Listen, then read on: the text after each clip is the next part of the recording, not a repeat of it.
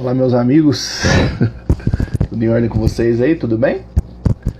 Esperando o meu brother Miojo Geek aqui para nós começarmos mais uma live, mais uma parte aí do nosso clube de leitura de Sandman, né? Então, hoje falaremos sobre os capítulos presentes nesta edição, né? Que são os capítulos 17 a 20, né? Então são somente 4 capítulos, foi uma leitura extremamente prazerosa, né? Então vamos comentar sobre ele. E claro, né, caso vocês ainda que não participam desejem participar, fiquem à vontade para nos acompanhar todo domingo, todos os domingos, a partir das 19 horas, beleza?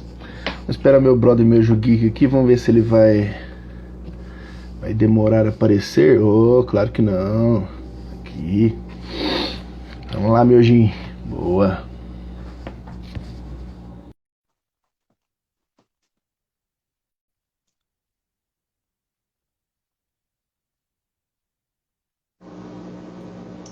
Olá, seres humanos, tudo bom com vocês? Aqui a pontualidade é britânica, meu irmão. Deu 7 horas, não precisou nem comentar com ele ou mandar mensagem. Sabia que ele estaria online, eu só atualizei. Como é que você tá, Alan? Boa noite, tudo bom? Tudo bom, Orlando? Tudo bem? Vamos que vamos, né? Na Para paz, mais. vamos para concluir o primeiro volume da edição definitiva de Sandman e o terceiro volume da edição de 30 anos. Eu queria começar com uma pergunta, Alan, que eu esqueci de perguntar durante essas três lives que a gente já fez. Para quem está chegando, eu sou Orlando, do Miojo Geek, estou aqui aparecendo no Instagram do meu amigo Alan Books. Nós dois produzimos conteúdo de quadrinho, mangás e tudo mais. Acho que ele já fez uma apresentação enquanto estava me esperando, né? Mas nós nos propomos a fazer um clube de leitura do universo de Sandman para a gente concluir essa leitura de forma conjunta, já que às vezes a gente compra a coleção, a maioria dos colecionadores já comprou no impulso, aí acaba que se acomoda porque tem a coleção pronta ali para ler quando ela quer. Então a gente falou, não, vamos pegar esse ano, eu e Alan conversamos, bolamos essa forma aqui, está sendo bem bacana. Hoje é o nosso terceiro encontro e que fechamos assim o volume definitivo da edição de Sandman. Ô Alan, uma coisa que eu ia te perguntar, que eu não te perguntei nos outros, é o seguinte: você que é o colecionador que tem os dois, tanto a edição definitiva quanto a de 30 anos, e agora a gente acabou de fechar um arco, o que tem de diferente entre um deles? Tem algum tipo, é traduzido por alguma outra pessoa? Os extras, tem alguns extras diferentes da edição definitiva, da Panini? O que tem de diferente de uma para outra, sabe dizer? Então, assim, eu sei assim, bem o básico, né? Faz tempo que eu não mexo na minha edição definitiva, né? Eu vou mexer a partir dos próximos. Talvez eu leia na edição definitiva quando a gente chegar lá pro volume 3 e tal. Mas assim, eu sei que tamanho é menor, né? Essa edição aqui, 30 anos, ela é tamanho americano, formato americano, então já diminui o tamanho. E eu vi uma galera, assim, que... Eu acho que em relação a extras, eu não sei se você deu uma conferida, por exemplo, nesse volume 3, mas este volume aqui, ele tem basicamente o roteiro escrito, né? Sim. E tem alguns textos para a edição comemorativa. Às vezes, hora do Neil Gaiman, hora de outros Capítulo isso? A cada artistas. final de capítulo de revista? Não, geralmente no final ou Dos antes. arcos. Ou antes do volume mesmo, sabe? Então você pega aqui antes de começar o 17, então tem alguma fala sobre, alguma memória de ter lido Sandman, algo assim, mas nada muito importante. Algumas pessoas reclamaram de muitos erros de edição, para ser sincero, cara, eu li e não Passou encontrei. batido. Se tinha, passou batido. Passou batido e tudo.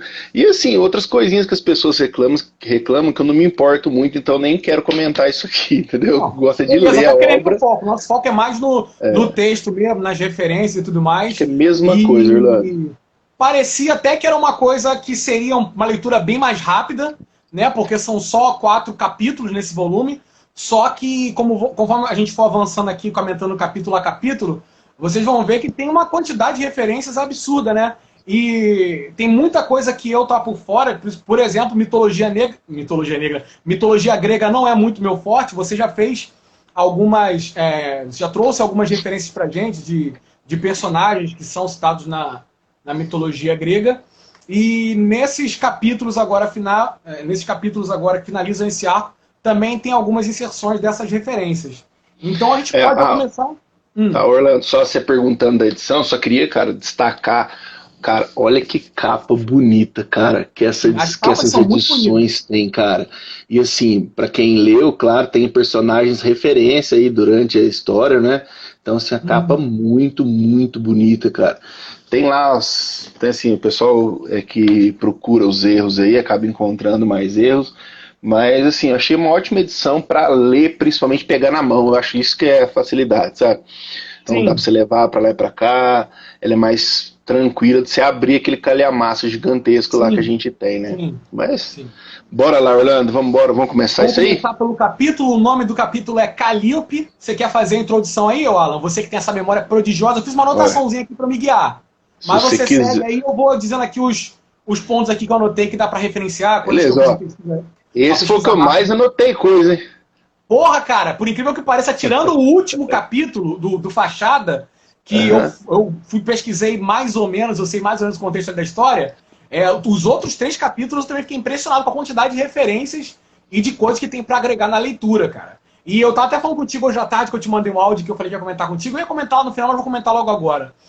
Quando eu li a Sandman às vezes e tinha alguns capítulos muito referenciais, eu ficava pensando assim, porra, caramba, a leitura é bacana, às vezes perde um pouco o ritmo, mas me irritava um pouco quando a leitura me parecia se apoiar em elementos exteriores, em conhecimentos prévios que você tinha que ter para a compreensão da história.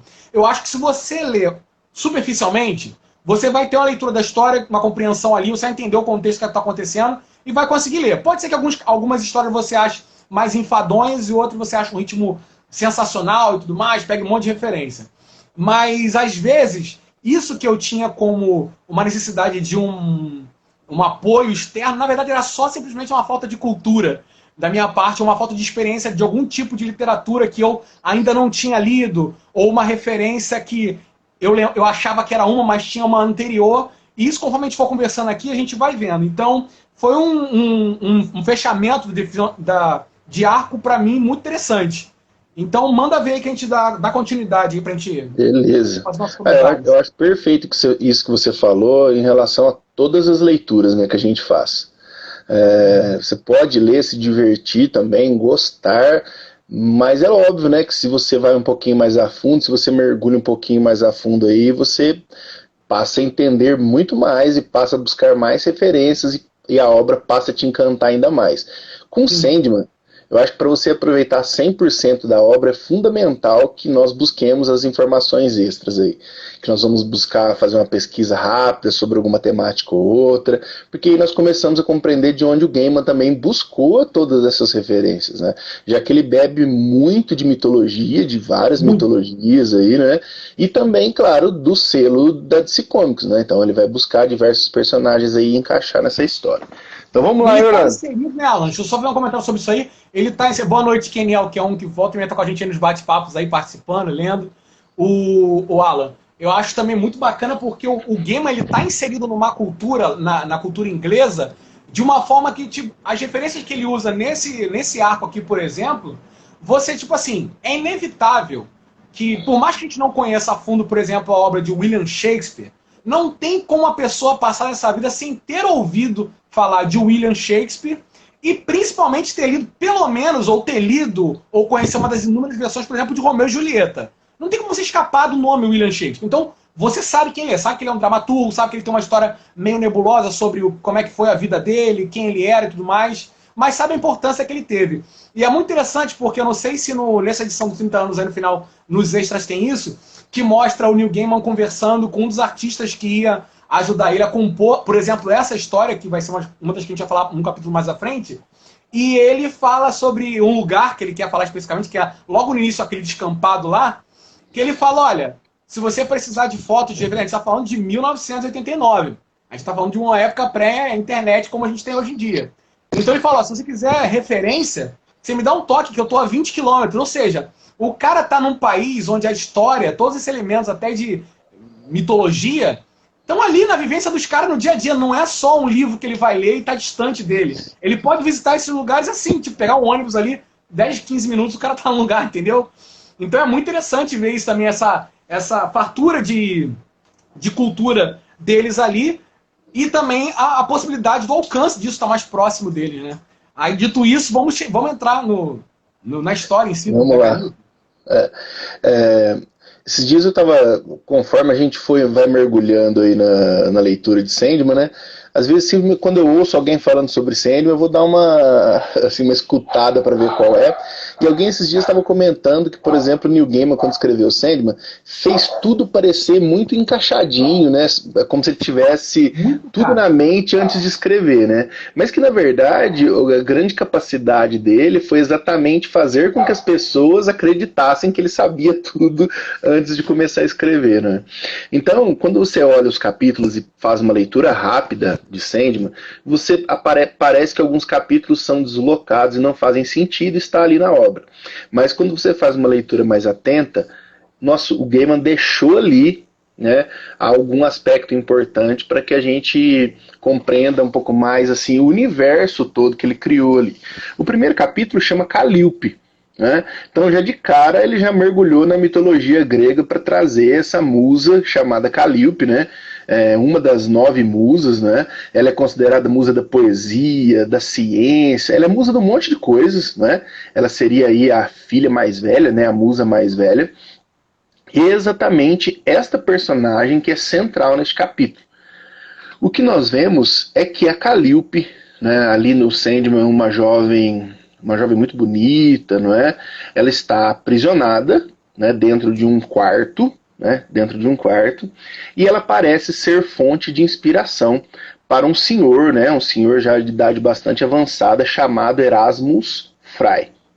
Esse Erasmus Fry, ele já parece ali que ele já está mais para lá do que para cá, né? Assim, ele já assim, viveu bastante, não é? E ele é considerado um escritor muito famoso, inclusive, né? Com muitas obras assim, em vários setores, tratando de diversos assuntos. E, na verdade, ele parece ter um acordo com outro jovem escritor chamado Richard Madoc, né? Ou Madoc, né? Richard Madoc.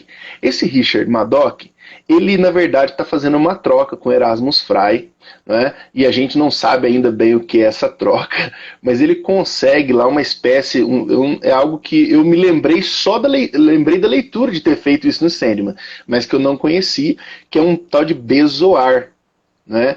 Que na verdade é como se fosse uma estrutura formada com resto de alimento, cabelo, assim, algumas coisas que vão ficando no organismo, mas ele consegue o cara lá consegue um bezoar para ele diferente, que é um tal de tricobezoar. Que é uma massa de cabelo, porque da jovem que esse tricobezoar foi tirado, ela tinha o hábito de arrancar os cabelos e comer, né, os cabelos, e então esse tricobezoar aí que ia ser jogado fora. Fala, Orlando.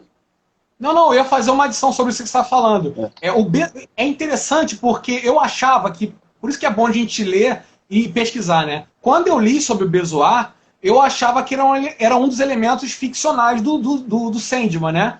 E aí eu fui procurar para saber o que era o bezoar, se ele existia na realidade e tudo mais. E aí achei essa referência que você falou, que ele é uma espécie de massa orgânica que é criada dentro do estômago de ruminantes e de seres humanos. E o tricobezoar, que é o que foi esse camarada que era o médico, ele era fã do Madoc. E ele presenteou ele com esse tricobezoar. O tricobezoar é o bezoar, que é esse elemento que fica no estômago de seres ruminantes e tudo mais, só que feito de cabelo humano. E o tricobezoar, cara, ele existe. Inclusive, acreditava-se que ele tinha poderes curativos, e existe um museu na Alemanha que você encontra fotos do bezoar e do tricobezoar, que parece, na realidade, essas pedras assim, sabe qual é? Que é tipo uma pedrinha polida de praia não, de cachoeira, geralmente, que é mais arredondada. O tricobezoar parece, se você procurar na internet, é semelhante a isso aqui, só que uma pedrinha polida. Pode falar. Não, eu só ia comentar que o Erasmus Frei, ele fala, por exemplo, e ele tem bastante conhecimento dessa parte histórica do Sim. Bezoar, porque ele acredita que diversos personagens históricos possuíram Bezoar e conseguiram sobreviver, inclusive, a muitas Sim. situações, graças a ter um Bezoar. Inclusive, a própria Pri comentou aí que no Harry Potter também ajuda em caso de envenenamento. E esse Bezoar, mas na verdade é um negócio bem nojento, né, cara? Muito nojento, Ele, cara. ele é nojentão. E assim, até chegar ao ponto dessa troca ainda, o que acontece, né? O Richard Madoc, então, consegue esse bezoar e ele vai, então, encontrar com esse Erasmus Frei para fazer uma troca. Aí nós começamos a entender que o Richard Madoc é um escritor que tem um livro bastante conhecido, um bom livro, mas que vive uma dificuldade criativa. Ah, pode falar. Eu quero fazer uma aspas grande aí, agora uma aspas um pouco grande. Por quê? O livro que eles citam lá, que é o único sucesso do Madoc até então, se chama O Cabaré do Dr. Caligari, que é uma referência ao gabinete do Dr. Caligari. Quando eu era adolescente, quando eu era de adolescente para jovem, eu fui a uma festa aqui no Rio de Janeiro que se chamava DDK, que era uma festa que acontecia em uma casa, eles variavam os lugares, eles alugavam diferente, era uma festa alemã. E essa festa alemã ele tinha 3 andares. A primeira andar é de música eletrônica, industrial, parecia coisa de filme de vampiro, sabe qual é? Todo mundo de preto, tudo mais, meio gótico. No segundo andar era um hetero, synth pop, era uma coisa mais leve. E no terceiro andar rolava filmes. Geralmente tinha uma tela de cinema com filmes de expressionismo alemão. E foi meu primeiro contato com o gabinete do Dr. Caligari. E eu lembrava vagamente sobre o que era e eu queria saber qual era a relação dele ter usado o nome como o Cabaré do Dr. Caligari. A história, eu vou fazer um resumo aqui, galera. Provavelmente eu vou dar um spoiler, o filme é de 1920. Se você quiser ver esse filme, tem várias versões no YouTube, legendado até, porque apesar dele ser um filme mudo, ele é aquele filme mudo tipo Chaplin, né? Ele é mudo, mas aí surge aquele texto ali em alemão com tradução de legenda. O Gabinete do Dr. Caligari conta a história de 2 amigos que estão num plano meio, como se estivesse num pátio, e aí tipo tem um plano fechado, sabe? É meio escuro assim, dá pra tu ver os dois, e aí eles estão conversando. Parece que eles já estavam conversando há algum tempo e ele interrompe ele e fala, pô, essa tua história é muito boa, mas eu tenho uma história que é muito mais aterrorizante. E aí ele começa a contar uma história de que na cidade onde ele morava, no vilarejo, chegou um homem chamado Caligari e ele queria pedir autorização para fazer tipo uma apresentação, porque era tipo esses shows itinerantes, saltimbanco, sabe qual é? O cara ia de cidade em cidade fazendo show, e ele tinha um sonâmbulo. Ele, junto com ele levava um sonâmbulo que estava dormindo há 23 anos. E esse sonâmbulo contava o futuro das pessoas. E ele estava indo para o prefeito para pedir autorização para fazer a apresentação dele na cidade. E aí, o que acontece? O cara que está contando a história, o Francis... O que foi isso, Priscila? Ah, não, foi aqui, pô. Acho que é mau contato, tomei um susto. O Francis, que é o cara que está contando essa história do Dr. Caligari, ele vai com o amigo dele. E olha que coincidência, Alan. Chuta qual é o nome do amigo dele que vai consultar o Dr. Caligari. É Ah, Alan. É Alan, é Alan, é ah, Alan. O amigo dele é Alan. E aí o Francis e o Alan, eles vão na apresentação do Dr. Caligari, o luz está mudando que eu tô com mau contato aqui na lâmpada. Eles vão lá na apresentação desse Dr. Caligari, e aí, cara, o sonâmbulo levanta e o Alan pergunta, quando é que eu vou morrer? Aí o sonâmbulo responde, antes da alvorada você vai morrer. Isso era noite. Aí ele ficou possesso, saiu dali puto e tudo mais. E o Alan morre naquela mesma noite esfaqueado. Então, o Francis acha que o Caligari mandou, tipo, matarem ele pra, tipo, corroborar o que ele tava falando, né? Ele é o primeiro suspeito, pô. Ele falou que o cara ia morrer antes de acordar e ele foi assassinado naquela noite. E aí, a polícia vai investigar o gabinete do Dr. Caligari. Chega lá, não tem nada. Aí corta a cena para o Dr. Caligari mandando o sonâmbulo que ele tem sob o domínio e matar uma pessoa, que era a mulher desse Francis. Só que quando o sonâmbulo vai matar essa Jane, ele não sei, ele tem um lapso de a beleza da mulher, desperta nele alguma coisa, e ele não mata ela. Aí ele pega no braço dela assim, ao invés de matar, e ela acorda. Nisso que ela acorda, ela começa a gritar, porque ela estava dormindo, né? Ele entrou na casa dela quando ela dormindo. Ela começa a gritar, ele sai da casa, aí o Francis, que estava próximo lá da casa do cara, chama a polícia vai atrás desse cara, que era o suposto sonâmbulo, e ele morre. Beleza. Aí sobra o Dr. Caligari. Sobra o Dr. Caligari. As pessoas ficam com um negócio atrás da orelha. E aí vão procurar o Dr. Caligari. E aí descobrem que o que ele tem, na verdade, lá, um sonâmbulo, é um boneco. Ele falou que o sonâmbulo tava com ele ainda. O tal de César. Tô tentando bem resumir, tá, cara? Porque a história é 1 hora e pouca de filme. E aí o que acontece? Lança uma empreendida atrás do Dr. Caligari. O Francis, que é o que tá contando a história, mas a polícia vai atrás dele na montanha, porque ele foge para as montanhas. Os policiais desistem e o Francis continua indo atrás do Caligari. Ele segue o Caligari até ele chegar num lugar que é uma instituição psiquiátrica. E aí ele entra nessa instituição psiquiátrica e fala, olha, um cara entrou aqui agora, vocês conhecem o Caligari? Aí os enfermeiros falam, olha, a gente não pode dar informação sobre o paciente daqui, já tem que falar com o diretor. E aí quando ele chega para falar com o diretor, quando ele chega num lugar, no escritório, o escritório do diretor é o escritório do Dr. Caligari. O Dr. Caligari era o chefe dessa instituição psiquiátrica. E aí o que acontece? Ele tenta convencer os enfermeiros de que o doutor, ele tá fazendo, tipo, induzindo pacientes do hospital psiquiátrico a matarem pessoas. E aí eles meio que acreditam nele porque ele tinha admitido há pouco tempo um paciente chamado César e batia com a história do cara. E aí vão no quarto dele enquanto ele tá dormindo. E aí descobrem um livro de um frade italiano que ele matava as pessoas usando uma técnica de sonambulismo no quarto do Dr. Caligari. E aí prendem ele num quarto. E aí parece sensacional, né? Pô, a gente tá falando de um filme de 1920 com esse plot twist. E aí você pensa, caralho, que foda. Só que aí o que acontece, Alan? Agora vem spoiler, pra quem não viu o filme, de 1920. Corta a cena, e a cena inicial, que era em plano fechado, no Francis contando essa história pro amigo dele no pátio, ela se abre. E quando ele tá descrevendo pro amigo dele a instituição psiquiátrica, é igual ao lugar onde ele tá no pátio. Nisso que ele tá no pátio, se aproxima o Dr. Caligari. E o Dr. Caligari... Aí ele começa a ficar impaciente, assim, falando com outros personagens, aparece esse César vivo ainda.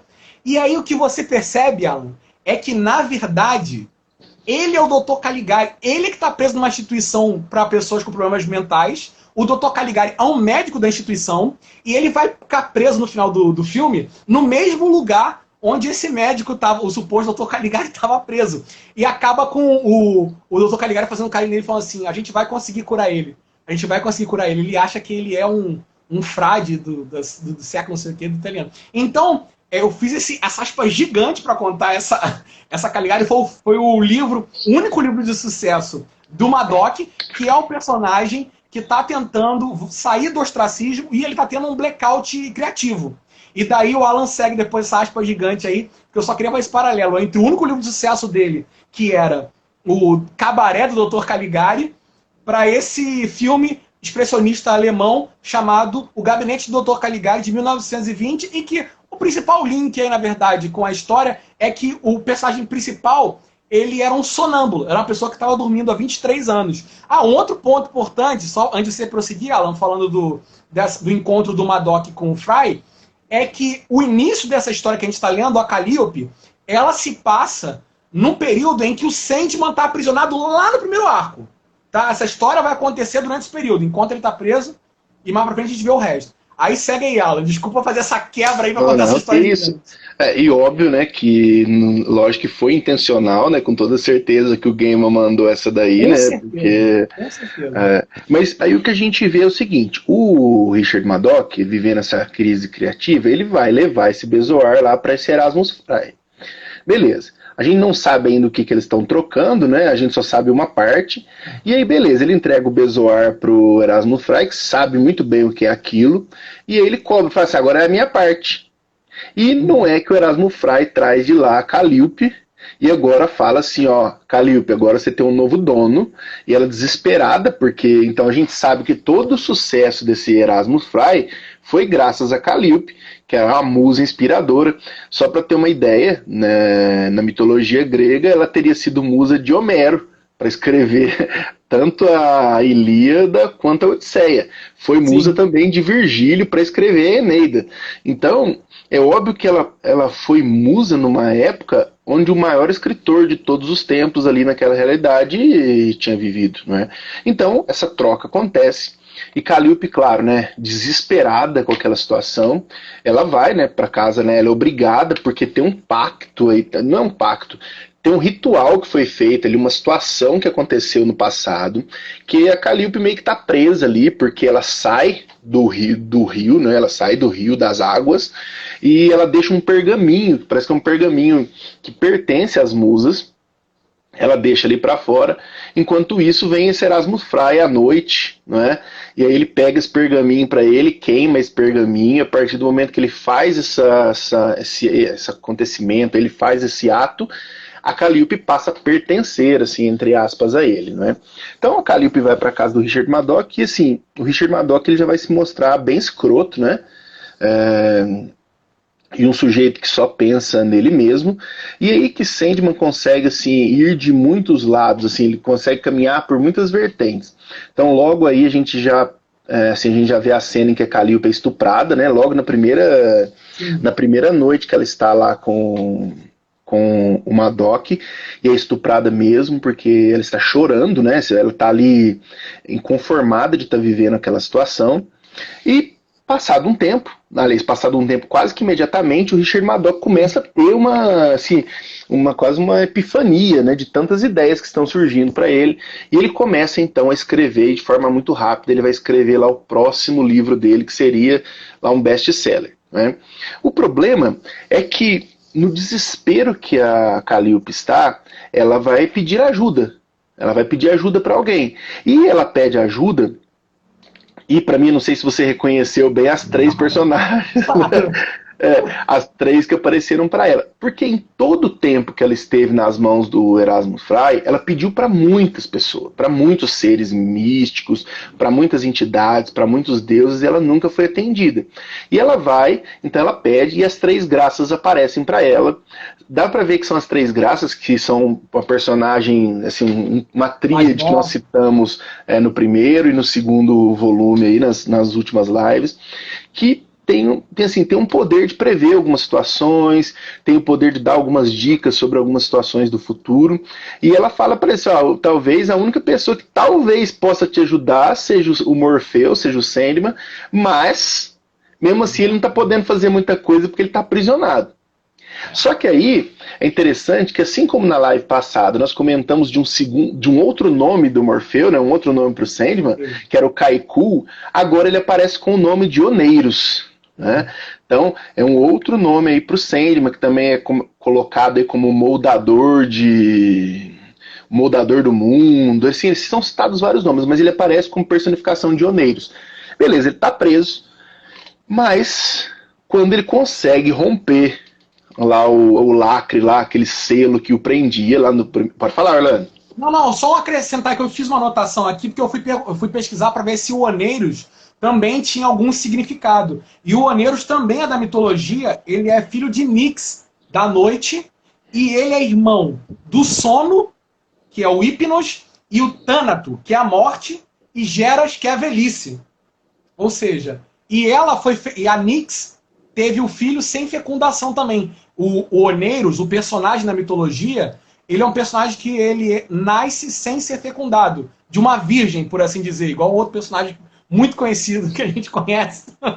E que engraçado por a relação que ele pegou, mesmo que seja um apelido que as pessoas que sejam desse universo chamam, porque a Kaiku era de um determinado momento histórico, o Oneiros é como se fosse um dos muitos nomes que o Sandman tem, o Morfeu, né? E ele tem toda essa tríade, não, esse monte de referência para formar o personagem, do porquê que ele escolheu o Oneiros, né? A mãe Nix e os irmãos Sono, Morte e Velhice. Muito... New Gaiman não dá ponto sem nó, né, cara? Não dá. Tanto é que quando a Calliope está comentando com as três graças lá, antes até do Morfeu aparecer, ela fala assim, eu não quero de jeito nenhum a ajuda dele. Eu não quero a ajuda dele. Ela comenta então que eles tiveram um passado. E aí é nesse passado que tem uma coisa muito interessante também, que é muito rica da mitologia grega, né? Que é exatamente quando a Calliope comenta o seguinte, nós tivemos um filho, e ele não me perdoa... Nós tivemos um filho. Aí você lá vai você caçar filho do Sandman, né? Beleza, eles tiveram um filho. E ele não me perdoa. Ele não me perdoa pelo que aconteceu com o filho. Beleza, você vai descobrir que o filho dele morreu indo ao inferno, né? Olha aí. Que família, hein, pra se apaixonar por nego que tem que buscar no inferno, né? Ele foi pro inferno buscar a amada dele, mas ele acabou morrendo na região da Trácia, ali numa determinada situação. Eu fiquei encucado com isso, falei assim, o Neil Gaiman não inventou isso aqui do nada. Vou pesquisar. Isso aqui eu vou pesquisar isso aqui.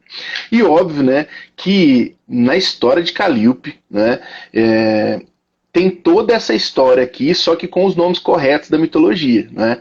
Então, Calliope e Apolo teriam tido um filho, e esse filho era Orfeu.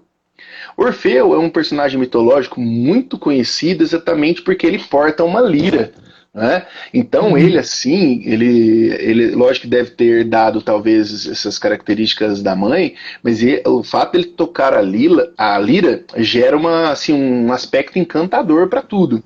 E ele se apaixona perdidamente e ele vai buscar a amada dele, né? Ele vai buscar a amada dele no inferno, no Hades. Ele vai buscar Eurídice. Foi picada por uma cobra. Morreu picada por uma cobra. Ele vai buscar Eurídice no inferno. E olha que interessante, né? Ele vai pro inferno, o pai dele vai pro inferno, então assim, muitos tentando lá buscar suas amadas, né, no inferno, né?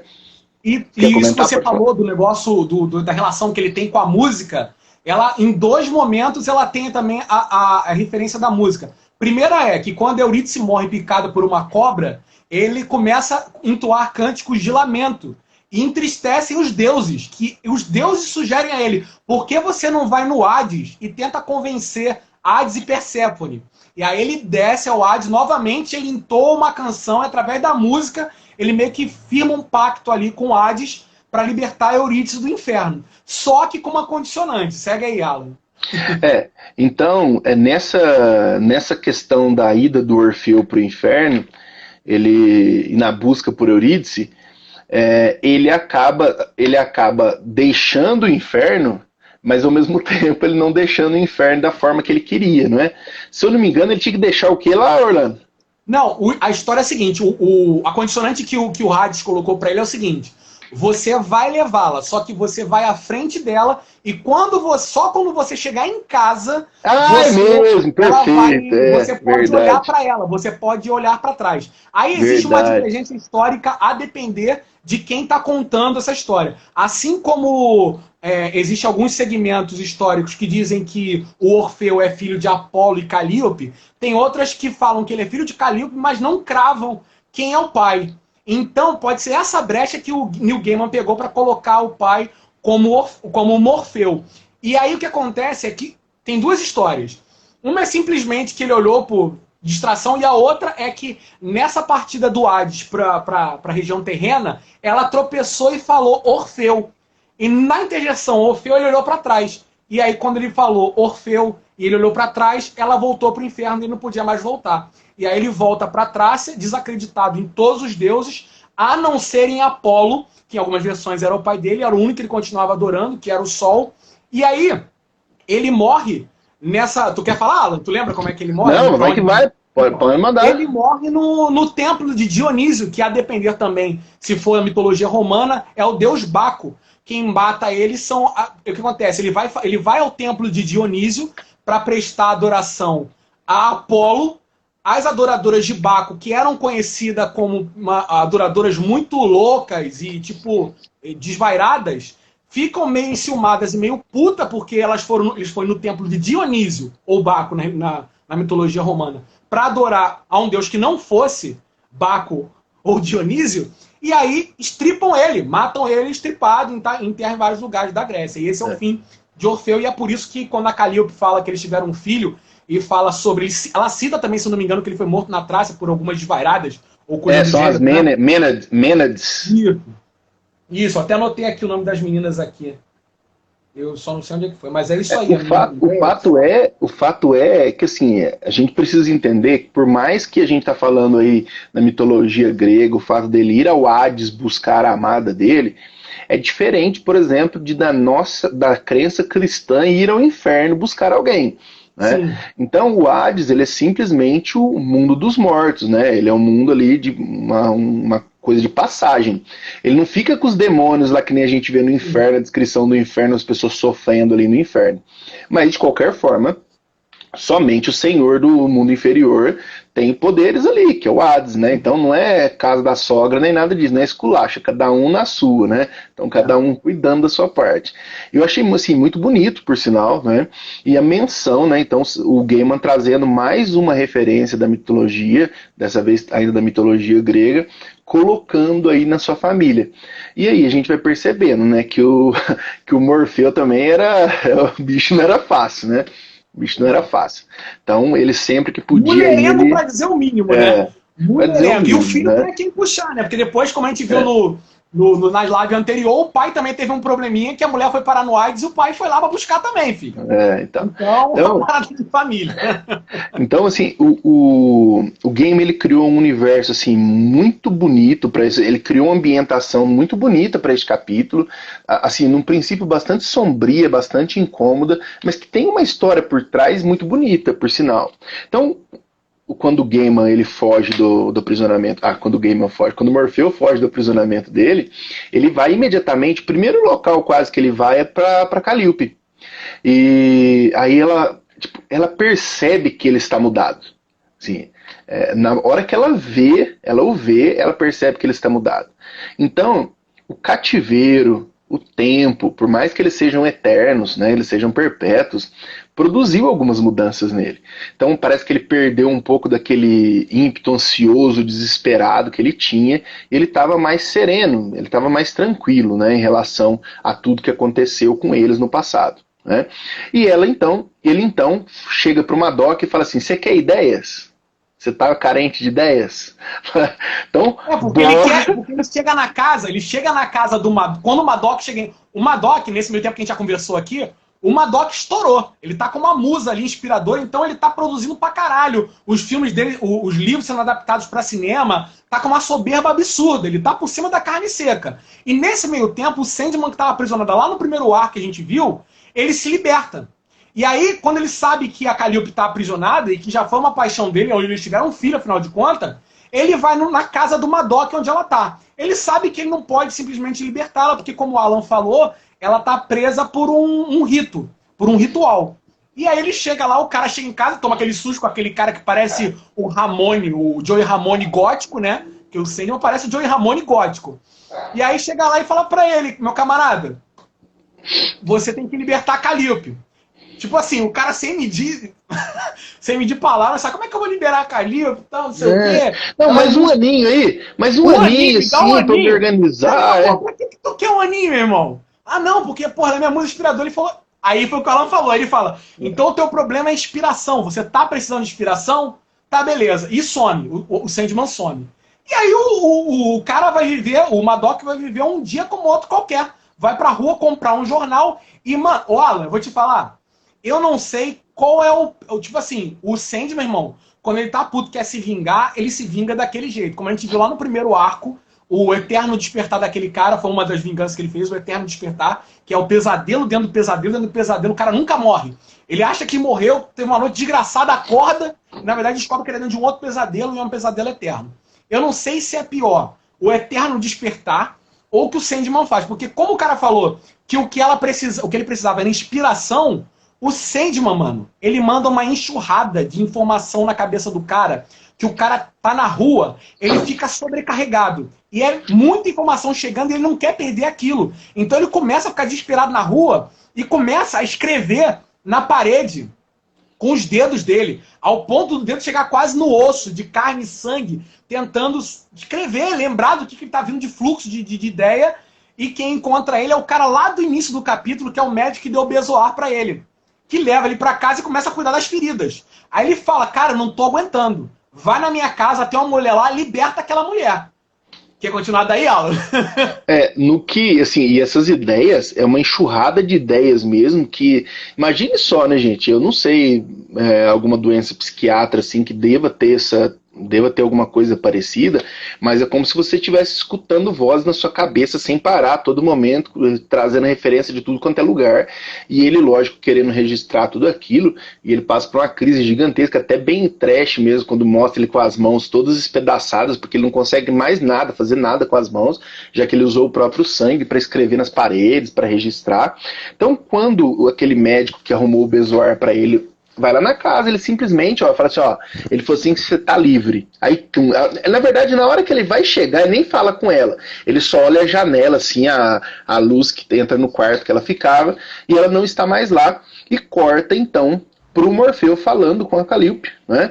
E aí você vê a diferença de um para outro, né? O Morfeu é um perpétuo, né? E a Calliope é uma musa. Aí a Calliope fala para ele assim, agora que eu tô livre, você pode ir lá libertar o Richard Madoc lá do pesadelo. Olha pra você ver, a mulher foi estuprada, ficou presa uma vida inteira, perdeu, ficou lá enfurnado naquele local, sofrendo de tudo quanto é coisa. E ele chegou no final e falou assim, agora você pode libertar ele, que eu já conquistei o que eu queria. E ele fala pra ela assim, já que você tá falando, né? Então, assim, tipo, por ele deixava o cara nessa situação aí até o cara morrer, né? Até a morte vir buscá-lo. E nisso, então, ele vai libertar esse cara, mas a mente dele, então, vira uma página em branco. E é bacana pra caramba quando o Gaiman ele mostra isso. E assim, é um aspecto da narrativa gráfica, né? Então, beleza, ele tá cheio de ideias, de repente, cara, pula pra um quadro em branco. Como se a mente dele mesmo estivesse totalmente vazia. E ele fala assim, ó, desesperado, ele fala assim, nossa, eu não sei nada, eu não sei quem eu sou, eu não sei o que eu tô fazendo aqui, tipo, não sabe nada. É como se a mente dele fosse estivesse totalmente limpa. Um papel em branco. Oi? Um papel em branco, virou um papel em branco. Um papel em branco. Um papel em branco. É um final muito poético. É um final muito poético, porque tem o momento da reconciliação da Calliope com o Sandman, como você falou. E é muito bonito porque é a reconciliação da inspiração com o sonho. Olha que casal bonito, né? Casalzão da porra. Inspiração e sonho. E, cara, pra esse cara, o Sandman libertou ele de ter, por exemplo, um eterno pesadelo, como teve lá o cara do primeiro arco, mas deixou ele como uma folha em branco, quase um vegetal, porque você vai viver a vida inteira sem inspiração, que era o que ele ambicionou no início, que foi o que levou ele a ter toda essa ação aí escrota, e sem sonhar. Você não vai mais sonhar e nem vai ter mais inspiração. Eu também shippo Kuroi Kibo. Eu acho que eu parei no segundo volume da edição definitiva. Eu não sei se eles vão ter algum encontro lá pra frente, mas eu shippo esse casalzão e espero que ele tenha uns encontros lá pra frente. Engraçado, eu não cheguei a pesquisar é um papel vegetal. Eu não cheguei a pesquisar, Alan, porque eu lembro vagamente, eu não tive muito tempo pra ver isso. Mas, como a gente falou lá no início, o Gaiman era muito amigo do Alan Moore. Foi meio que ele que, ao mesmo tempo ali contemporâneo, eles começaram a escrever quadrinhos. E tem um quadrinho que eu li, só o primeiro volume, eu tenho os dois aqui, mas não terminei de ler, que é o Prometeia. E que o Prometeia, se eu não me engano, a Prometeia também, ela é um personagem também que ela é uma musa inspiradora. E que durante vários séculos ela muda como é que eu vou te falar? A personalidade da Prometeia, ela vai mudando de personagem a personagem. Mas fica para um outro assunto. Só queria fazer esse link aí, dizer que o Alan Moore, de repente eles bateram um papinho para falar, tu vai falar de Calliope, cara? Porra, tô fazendo a Prometeia e tal. Porra, cara, minha esposa trouxe um drinkzinho pra mim. Porra, aqui, cara. Aí sim, hein? Porra!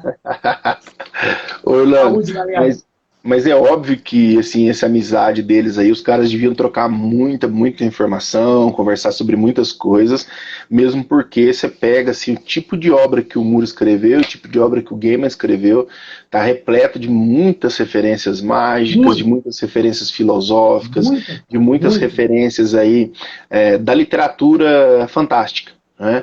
Então, com certeza, os dois trocaram muitas ideias. Não é à toa que, por exemplo, quando o Moore deixou o Miracle Man, quem assumiu foi o Gaiman. Né? O Gaiman, então, bem lembrado. Assim, muitas coisas eles caminharam juntos, aí, em muitos sentidos, eles são amigos, inclusive. Né? E aí, beleza, né? A gente tem esse primeiro capítulo encerrado, apresentando pra gente mais um aspecto do passado do Morfeu. Né? Então, sabendo que o Morfeu já trabalhou bastante nesse passado dele, óbvio, ele tem uma vida inteira pela frente, né? Ele tem a eternidade, né? Então, sabendo disso, e aparece então mais uma personagem da mitologia para que nós conheçamos aí, vamos ver se ela reaparece aí no universo de Sandman, né? Isso aí eu falo que eu... Tomara, vamos ver, né? Vamos ver, né? Chipei muito esse casal, chipei muito esse casal. Beleza, esse capítulo, vamos pro 2? Vamos pro 2? O Sonho de Mil Gatos. Fechou. Esse capítulo, Um Sonho de Mil Gatos, é um capítulo total. Aí é o que é o legal, cara, do Sandman. ao invés dele criar uma situação que faça o leitor ficar assim, nossa, de saco cheio às vezes de uma determinada situação, ele traz capítulos muito diferentes, cara, muito diferentes que tem uma importância assim no que ele quer deixar de mensagem ali, né? Então ele traz um capítulo que para quem leu Beasts of Burden, Beasts of Burden, eu me lembrei muito assim, cara, assim de como Sim, porque muito. os gatos ali, é um capítulo centrado nos gatos, e os gatos eles conversam entre eles, os É gatos uma eles têm um artista que já trabalhou com o Neil passado. Gaiman, não só nos Ó, Pequenos Perpétuos, que a gente pode falar futuramente. A Jill Thompson, que é a autora do Beasts of Burden, a autora não, ela é uma das artistas que foi a que iniciou ali os arcos do Beasts of Burden. Ela trabalhou com o Neil Gaiman no Pequenos Perpétuos e trabalhou também em algumas outras histórias do Sandman. E foi o que você estava falando, Alan. O bacana do Neil Gaiman em criar essa mitologia do sonhar é que dá liberdade para ele, além de trabalhar a mitologia do personagem dele, se ele tiver, enquanto ele está tipo, amarrando a história do universo dele, criando as conexões, ele pode contar qualquer história. Qualquer história, porque qualquer história cabe num sonho. Qualquer pessoa pode sonhar com qualquer coisa. Então, a quantidade de história que ele pode contar dentro desse contexto é ilimitada. E até sem precisar ter essa conexão. Sabe qual é? Que eu, particularmente, quando eu li a primeira vez esse capítulo, não achei ruim, mas passou batido. É um capítulo como outro qualquer. Lendo agora, dessa forma que a gente está conversando, e você tem que prestar mais atenção para pegar as nuances e tudo mais, para mim é um capítulo extremamente belo, cara. É bonito demais, é uma alegoria que ele quase faz da humanidade. Eu acho que... Eu tô me adiantando aqui, tá, Alan? Qualquer coisa você me corta aí.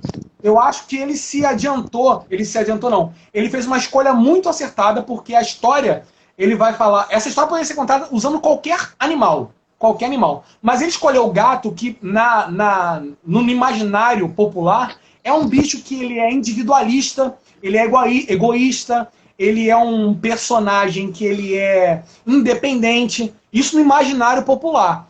Então, casou muito mais com a história que ele quis contar. A história é a seguinte: um gato, a história é focada num gato, é um gato pensando e tudo mais, vivendo, contando a história dele. Ele vive dentro de uma casa, um gato doméstico, que se apaixona por um outro gato, que não é um gato de raça. Ele tem um relacionamento, essa gata, né, nossa história é uma gata. Ela tem um relacionamento com esse gato, fica prenha e ela tem os gatinhos. Os donos da gata pegam esse gato, os gatos filhotes, colocam num saco, que é uma crueldade absurda, e jogam num rio gelado. E ela consegue ouvir esse tormento, ela fica desesperada como mãe, ouvindo ao longe o chamado dos filhos, sem poder fazer absolutamente nada. E ela fica desesperada, ela ora, ela pede ajuda para qualquer entidade, qualquer coisa, porque ela está querendo alguma coisa para aliviar essa dor dela, e ela, nesse meio desse torpor, ela dorme, ela adormece. E no sonho ela encontra tipo um corvo caveira que pergunta o que você está fazendo aqui perdida no sonhar e tal. Ela está meio que tipo num cemitério de ossos. E ela fala que ela está procurando, ela fala revelação, está procurando, sei lá, vingança, blá blá blá. Ele fala, olha, o que você pode encontrar aqui é revelação, só que o caminho é meio tortuoso. E ela vai passando por vários cenários até entrar no lugar onde eu chamaria o gato dos sonhos. E esse gato dos sonhos começa a falar para ela sobre uma outra realidade, onde os seres humanos eram, tipo, domesticados pelos gatos. Os gatos eram seres majestosos, enormes, e os humanos eram comidas, eram tipo, como se fosse ração para eles. E um dia um deles sonhou que eles não eram mais, tipo, só comida para gato. Que eles eram maior que isso, que eles eram líderes da humanidade e os gatos eram os bichinhos domésticos dele. Então ele juntou todos os seres humanos e falou, galera, vamos sonhar junto. E junto a gente vai moldar esse mundo. E quando todos sonharam juntos, eles teriam moldado a realidade e os gatos passaram a ser bichos domésticos e os humanos, a classe, o ser dominante. E aí o que acontece? Essa gata pegou essa história que o gato dos sonhos contou para ela e tomou como realidade. Ela falou, então é isso. Então o que eu preciso fazer é fazer com que os outros gatos do mundo sonhem o mesmo sonho em que nós somos os donos do mundo, os líderes, e as coisas vão mudar. E aí ela empreendeu, cara, uma viagem mundial em vários lugares do mundo para contar essa história que aconteceu com ela e esse insight que ela teve. por falar em insight, eu acho que todo mundo que tem um bichinho, um gato, alguma coisa, já pegou o seu bichinho de estimação dormindo e fazendo algum barulho, ou se movimentando e pensando, cara, que porra que esse bicho tá sonhando, cara? O que eu acho que foi o start pro Gaiman pensar o que um gato sonha, o que um gato pode sonhar. E veio toda essa história. E aí acontece que, ao final da história, o gato simplesmente que está contando num cemitério para um monte de gatos que foram de uma localidade ouvir ele, os gatos simplesmente voltam para sua individualidade, cara. Voltam para sua individualidade e cada um vai fazer uma coisa diferente. Eles simplesmente ignoram o que a gata está falando. Então é meio que uma alegoria. Eu não sei se o Alan provavelmente vai acrescentar mais uma coisa das perspectivas e análise que ele fez, mas é quase uma alegoria para mostrar que, tipo assim, o ser humano, cara, ele funciona quando funciona junto. Sabe qual é? Não dá para sonhar uma coisa sozinha e ela mudar, você transformar a realidade sozinho. O sonho ele tem que ser compreendido por mais pessoas que se engajem naquele sonho. Pô, quem dera que fosse sonhar. Sonhar com vacina e a vacina surge, sonhar com mais emprego, os empregos vão aí se materializar. Quem dera sonhar fosse tão fácil. Mas é uma alegoria para isso, sobre o egoísmo humano, o Kuroi. É uma alegoria sobre o egoísmo humano e sobre a possibilidade de reflexão de que as coisas, as perspectivas só mudam quando ela é tratada de forma coletiva. Então é um capítulo que, ao olhar superficial em que você olha pela primeira vez, é só uma anedota, uma história de gatos, uma realidade que os gatos queriam sonhar, e na verdade não. É uma perspectiva de coletividade, de pensamento coletivo. E a escolha do gato eu acho que foi muito, muito inteligente da parte do Gaiman, por ser no imaginário popular um bicho egoísta, independente e que só pensa em si. Desculpa aí, Alan, acho que eu me falei demais, né? Não, é isso aí. Só comentar algumas coisas, assim, que, mais uma vez, tentando pensar como o Gaiman estrutura um pouco esse capítulo aí. Primeiro, acho que ele quer mostrar que o universo, como o próprio nome diz, né? O universo, né? As coisas estão unidas, elas não funcionam de forma separada. E nós temos o péssimo hábito de acreditar que às vezes não precisamos dos outros, que as coisas que estão acontecendo em determinado lado do mundo não afetam a nossa vida aqui, que colocar determinadas pessoas em alguns cargos importantes não afetarão a nossa vida, não é? Que, não é, eu não tenho poder de nada, isso nada vai acontecer, eu não posso mudar nada, o que meu voto faz diferença, o que a minha posição vai fazer diferença no mundo, o que eu não jogar lixo no chão vai ajudar o planeta, sendo que todo mundo polui e tudo mais. Então, assim, ele dá essa ideia de um universo mesmo, as coisas estão conectadas, né? Então, as coisas não se separam. Então, esse capítulo, eu achei um capítulo muito bonito também, né? Porque, muito especialmente, bonito. Ele começa numa gatinha, né? Que, na verdade, é uma gatinha que está se encaminhando para ouvir essa gata. Isso. Né? Ele está se encaminhando para ouvir essa gata falar, né? Acho que o Keniel colocou, ela foi pregar a palavra, né? Ela foi levar a palavra, espalhar a palavra, né? Então essa gatinha, ela se junta com outro gatinho de rua, e assim, todos os gatos estão se unindo para ouvi-la falar, né? E quando ela vai comentar isso tudo, já que o Orlando falou, que ela pede, por exemplo, as palavras lá que ela pede são justiça, revelação e sabedoria. Isso. Né? São as coisas que ela queria. E na verdade ela vai ter essa revelação. Quem ela encontra dentro daquela espécie de caverna lá, é claro, é um gato do sonhar, é igualzinho o Sandman, só que é um gato. Na verdade, assim, é um gato, assim, até a forma de falar, a verdade, assim, é o próprio sonhar. O balonamento, né? O balonamento é o mesmo do Sandman, que é aquele balonamento preto com letras brancas. Porque, na verdade, é o próprio sonhar, né? Sim. A gatinha, ela está sonhando. Aquilo faz parte do sonho dela.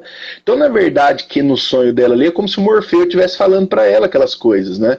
E é interessante pensar que a situação que fez com que os seus antigos donos lá jogassem seus filhotinhos no rio tinha a ver exatamente com uma diferenciação por parte da raça do gato, né? Já que ela era de uma determinada raça e ela escapou e ela ficou prenha, e durante esse escape ela falou assim, não, eu vou ficar guardando esses filhotinhos aqui que são tipo vira-lata aí, né? Não vou ficar... Como que a minha gata de raça vai poder se misturar com com esses gatos aí. Só nisso já dá pra gente buscar um monte de interpretações diferentes aí que podem se relacionar com convivência, com aceitação, com diversidade e tudo mais, né? E lógico, eu achei interessante também o fato de ser um gato, porque o gato, em algumas culturas, em algumas épocas, eles eram um animal assim que foi tratado de formas muito diferentes. Tanto assim, quase como se fosse endeusado, até o ponto também de ser um animal perseguido, que as pessoas geralmente remetiam sua figura ao demônio, por aí vai. Né? Então, você pegar no Egito Antigo, o gato era o animal. Né? Não é à toa que esses dias eu estava vendo uma série lá, acho que é As Múmias de Saqqara, eu acho que é um negócio assim, e estava mostrando, os arqueólogos descobriram um cemitério de gatos, todos mumificados. Então mostrando lá os gatos mumificados, mas sim, uma quantidade gigantesca, eles carregando um monte de gato mumificado. Né? E lógico que esse animal ele devia ter uma importância muito grande para os egípcios, né? Já que ninguém ia perder esse tempo de fazer um ritual de mumificação, que é um ritual ligado aos deuses para um animalzinho, né? No caso aí, o gato. Em outros momentos, o gato também é relacionado à magia negra, à bruxaria. Né? Então você tem relatos, por exemplo, relatos da Inquisição, inclusive, que mostram lá depoimentos de feiticeiras, né, que foram acusadas de feitiçaria e bruxaria na Idade Média, que relacionavam e citavam dois animais envolvidos nos rituais de bruxaria. Um era o gato e o outro era o bode. Né?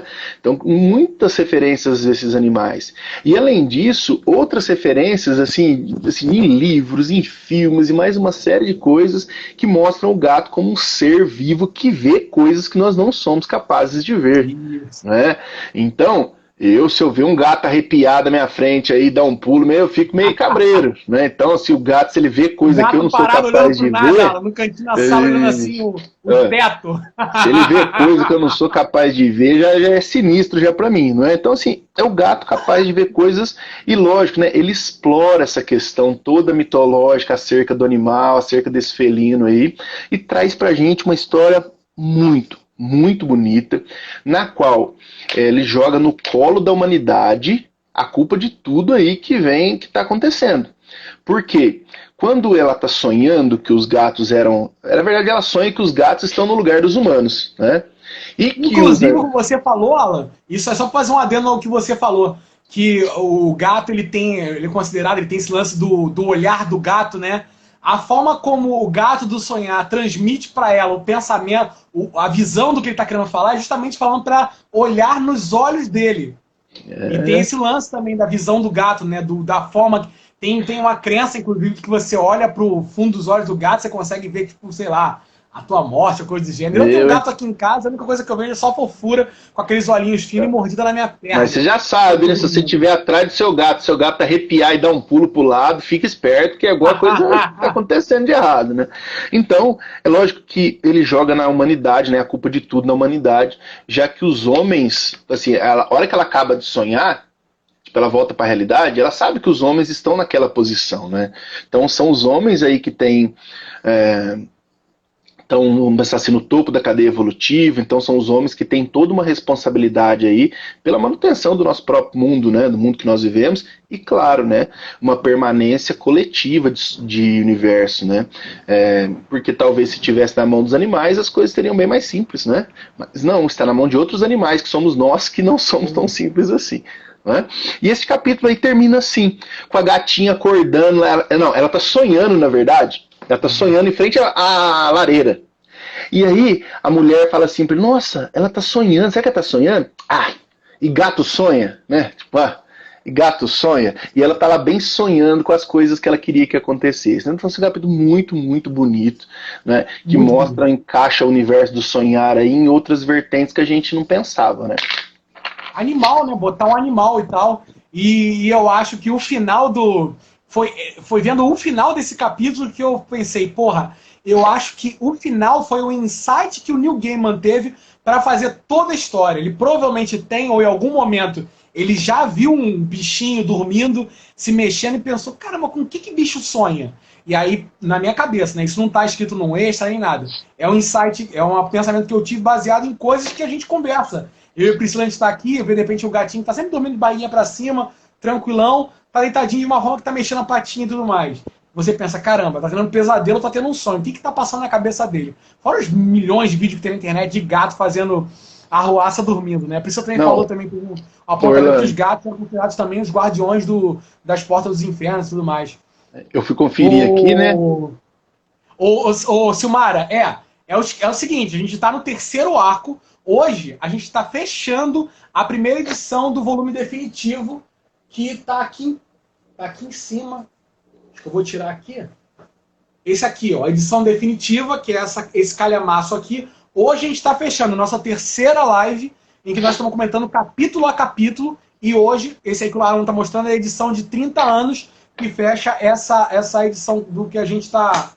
que fecha essa aqui também. Semana que vem, a gente começa a edição definitiva, o volume 2, a Estação das Brumas, se eu não me engano, é o próximo arco.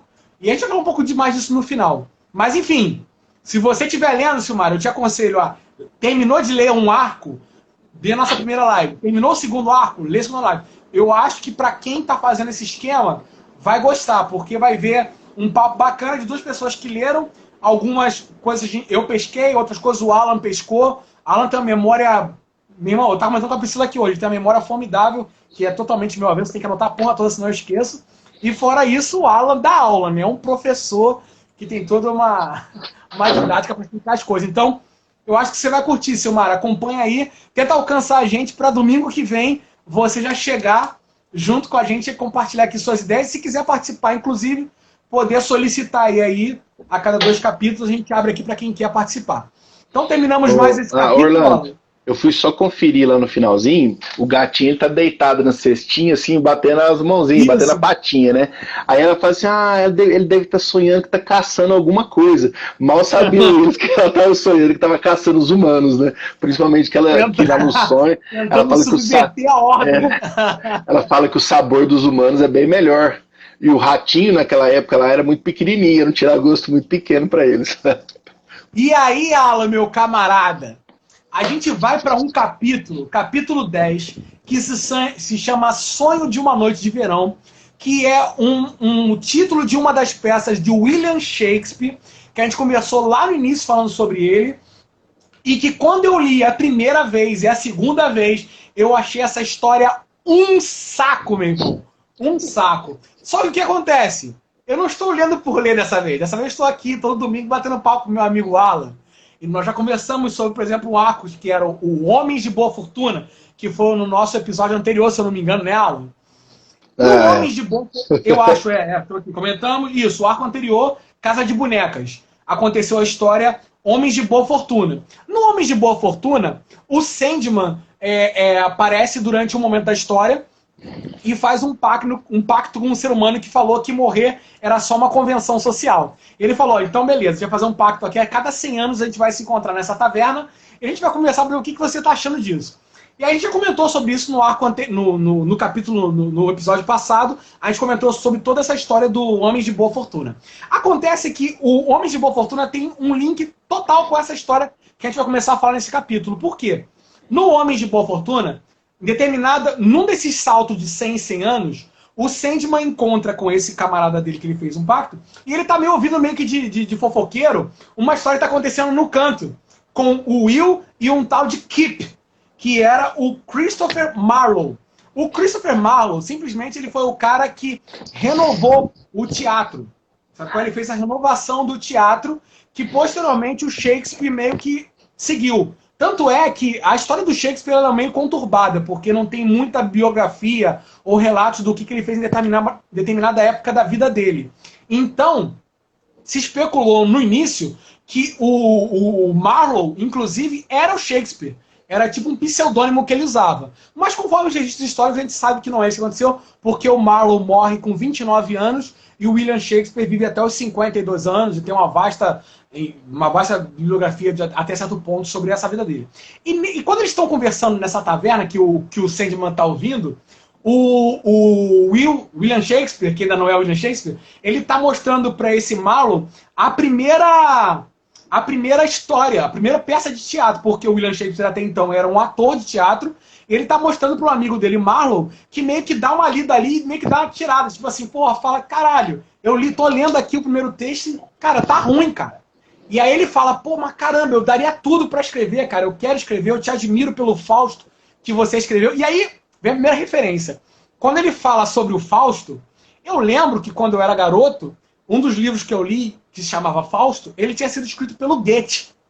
Só que, e ele trata sobre um pacto de Mefistófeles com um ser humano que quer aumentar, não tá satisfeito com o grau de conhecimento que ele tem, ele faz um pacto com o diabo para aumentar e todas as consequências que vem depois disso. E aí eu fui pesquisar, né? Falei, pô, caramba, Fausto foi escrito pelo Goethe. Será que era uma releitura já desse Marlowe? Esse Marlowe existiu? Porque na minha ignorância eu não conhecia, e eu depois descobri que esse cara existiu, e que esse cara teve, inclusive, envolvimento político na época, na era elisabetana e tudo mais. E essa lenda do Fausto, ela é uma lenda alemã anterior aos dois, tanto ao Goethe quanto ao Marlowe. Então, ele era uma lenda alemã de um doutor que também tinha feito um pacto com Mefistófeles em troca de conhecimento. Que, posteriormente, veio primeiro o Goethe. O Goethe não, se eu não me engano, antes foi o Marlowe. O Marlowe primeiro fez o Fausto dele, que também, todos eles tratavam a mesma temática, tá? Todos eles tinham como a linha principal esse pacto entre um ser humano e o Mefistófeles, que era um ser que fazia pacto em troca de alguma coisa. E aí o que acontece? Voltando lá para a história, o Sandman está ouvindo essa conversa dos dois. Em determinado momento, o William Shakespeare fala assim: cara, eu daria tudo que eu tenho para ter a tua criatividade, ou para escrever boas histórias, para ter sucesso. Aí o Sandman chama ele de cantinho. Isso é uma parada sutil nesse capítulo do arco passado dos Homens de Boa Fortuna. O William Shakespeare, o Sandman chama ele e fala assim: meu camarada, você daria tudo para ter essa criatividade? Mas ele fala: tudo, cara, sim. Aí ele fala: então beleza, vamos conversar. E aí corta a cena, a história continua do Homens de Boa Fortuna, e a gente corta para essa história que é o capítulo agora. E esse capítulo se chama Sonhos de uma Noite de Verão. E outra coisa que eu vou pontuar antes de eu começar a conversar com vocês para falar sobre, é que ele se passa em 1593, se eu não me engano. E a história, o Sonho de uma Noite de Verão, a primeira apresentação que eles fizeram foi em 1594. Então aí você vê o cuidado do Neil Gaiman em tipo fazer esses links, sabe qual é? As coisas que aconteceram foram antes do... Essa história que a gente vai conhecer agora nesse capítulo, ela aconteceu um ano dessa peça em registro histórico acontecer, que foi 1594. E aqui começa em 1593 uma trupe, liderada por William Shakespeare, indo ao encontro de uma pessoa, e a gente vê ali que eles não sabem para onde eles estão indo. Porque em determinado momento o filho do William Shakespeare, o Hamnet, não confundir com Hamlet, mas a gente vai saber depois, o Hamnet fala assim: pai, pô, tô com as pernas doendo, quando a gente chegar na estalagem e tal, porque o filho dele tá achando que eles estão indo para uma estalagem fazer uma apresentação. Aí ele fala: calma, não é estalagem. Ele falou: mas tu não falou que a gente vai se apresentar à noite? Aí ele falou: mas eu vou encontrar no caminho, vamos ficar de olhos abertos aí. E aí, em determinado momento dessa caminhada, dessa trupe, eles param, e o William Shakespeare vai até um monte e encontra lá um ser ancestral. Ser ancestral pro William, né? Que tá vendo esse cara reaparecer na vida dele. E aí a gente descobre que o pacto que o Sandman fez com o William Shakespeare, uma das coisas envolve que ele tem que apresentar duas peças. Ele tem que fazer duas peças para apresentar para o Sandman. Então, a primeira é essa que a gente vai conhecer nesse capítulo aqui. E um outro fato interessante, antes que o Alan comece a falar sobre esse capítulo, é que pega um outro registro histórico que a gente também fica sabendo, que é os personagens das peças da era elisabetana, que são todos compostos por homem, independente dos papéis. Vão fazer animais, mulheres, todos eles são feitos por homem. Eles meio que crivam isso. Tem até uma parte lá que o Puck fala: cara, eu acho que isso aí, essa mulher não é mulher não, acho que é homem. É mais para dar é mais um fato histórico, que nessa época todos os homens interpretavam todos os papéis. E aí começa a história que vai ser a apresentação da peça Sonhos de uma Noite de Verão para um público muito diferenciado, digamos assim, né? Diga aí, meu camarada Alan, o que você achou desse capítulo aí? O que você tem a dizer sobre essa apresentação inusitada aí? Esse é um capítulo que eu gostei bastante, sabe? Assim, eu me lembrava muito claramente dele, de ter lido, mas, óbvio, sem buscar tantas referências, né? Tipo, eu não tinha ido buscar muitas referências, beleza, eu sabia lá, eu lembrava assim, tanto é que a gente comentava assim, nossa, era que a gente chegava naquela parte do Shakespeare e tal, mas beleza, depois assim, lendo novamente, né, então assim, relendo, assim, gostei demais, mesmo porque aí, cara, o Sandman, ele vai gastar a sua... ele vai gastar o seu intelecto com um outro setor aí, né, mais uma outra área de conhecimento. Então, cara, ele dá uma aula de renascimento, assim, dá uma aula de renascimento cultural e artístico sensacional através de uma história de poucas páginas, cara. Então, assim, a gente consegue e dar continuidade para a história dele. Então, assim, é mais uma vez algo que parece desfocado de tudo, mas que tem uma sequência aí importantíssima para a história que ele quer contar. Né? Então, assim, lógico, aparece nosso personagem principal dessa história aí, que é o Shakespeare, né? O Shakespeare, ele está incluído aí dentro do processo do Renascimento. Lógico, quando a gente fala de renascimento artístico e cultural, a gente vai remeter ao Renascimento italiano, mas tirando ali o Renascimento italiano, diversos outros países ali ao redor, como a França, a própria Inglaterra, a Alemanha, ela vai inclusive trazer renascentistas, pintores e artistas renascentistas, escritores, porque foi algo fantástico, né? Então ele vai abordar ali a figura do Shakespeare, que está inserido então dentro desse contexto histórico. E claro, eu estava curioso para saber qual era o pacto, né? Eu não lembrava muito bem isso aí, apesar de lembrar da história, eu não lembrava exatamente qual era o pacto certinho que eles tinham. Porque no Homens de Boa Fortuna eles não falam qual é o pacto. Não eles falam. Só chamam ele de canto e conversa. A gente tem agora, nesse capítulo, um arco depois para saber o que era, qual é o... Tipo assim, a gente não sabe qual foi o pacto total. A gente sabe que uma das condicionantes do pacto é que o Shakespeare teria que apresentar 2 peças para o Sandman. Ponto. E ele... então a gente descobre ali que tem essas 2 peças então seriam pagamento por conta de toda a criatividade, toda a inventividade que o Shakespeare teria recebido aí do Morfeu, né? Eu fiquei pensando antes, falei assim, mas espera aí, gente, mas não é a vida eterna, não é a eternidade que nem ele deu pro Rob lá, o outro cara, porque a gente sabe que o Shakespeare morreu e tudo mais, né? Então, o que será? Aí era a peça. Então ele vai apresentar uma peça, e é uma peça de comédia, o que é mais interessante, assim, como que ele insere uma peça de comédia, exatamente porque as comédias não eram bem vistas nem pelos próprios atores. Tanto é que o ator principal ali da peça, ele chega para conversar com um determinado personagem, ele fala assim, nossa, eu queria interpretar um drama bem pesado, né, um negócio de comédia, acho que não vai virar, né, e simplesmente a gente está falando de O Sonho de uma Noite de Verão, que é uma das peças mais conhecidas do mundo, né, ao longo dos tempos. Outra questão é que é difícil mesmo, como Orlando falou, você até definir alguns aspectos da história do William Shakespeare, porque naquela época era muito comum você vender muitas obras, né? Você nem ter as assinaturas. Então, numa época difícil para os artistas ali, que existiam muitos artistas, era muito comum se vender roteiros, vender, assim, obra de arte, inclusive, sem assinatura. Então muitas pessoas acabavam comprando isso e ganhando a fama por conta dessa qualidade. Então muitas coisas do Shakespeare caíram nessa coisa aí, de ser dele ou não, né? Porque é muito parecido com o que ele teria escrito, né? E beleza, vemos então a trupe lá do Shakespeare, né, se dirigindo para um descampado, né, para uma área bastante específica, que não é um lugar aleatório, né, é um ponto ali bastante importante. Eles estão caminhando e tudo mais, e todos assim, bastante ansiosos para essa apresentação, porque eles acham que vai ser algo fantástico mesmo, né, para eles e tudo mais.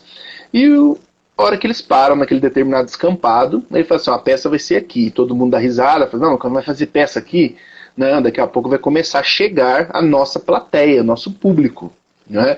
De repente, assim, se abre uma espécie de um portal, que na verdade era como se tivesse um muro, assim, aquelas trepadeiras, assim, aquilo vai se abrindo e sai todo tipo de ser mítico ali, especialmente elfos e fadas, né? Liderados por um rei, que é o rei Alberon, que é o rei dos elfos, e pela rainha Lady Titânia, que é a rainha das fadas. Junto desses, né, desse rei e dessa rainha, nós temos uma série de fadas e duendes e seres grotescos, né, seres estranhos, que serão a plateia daquela peça.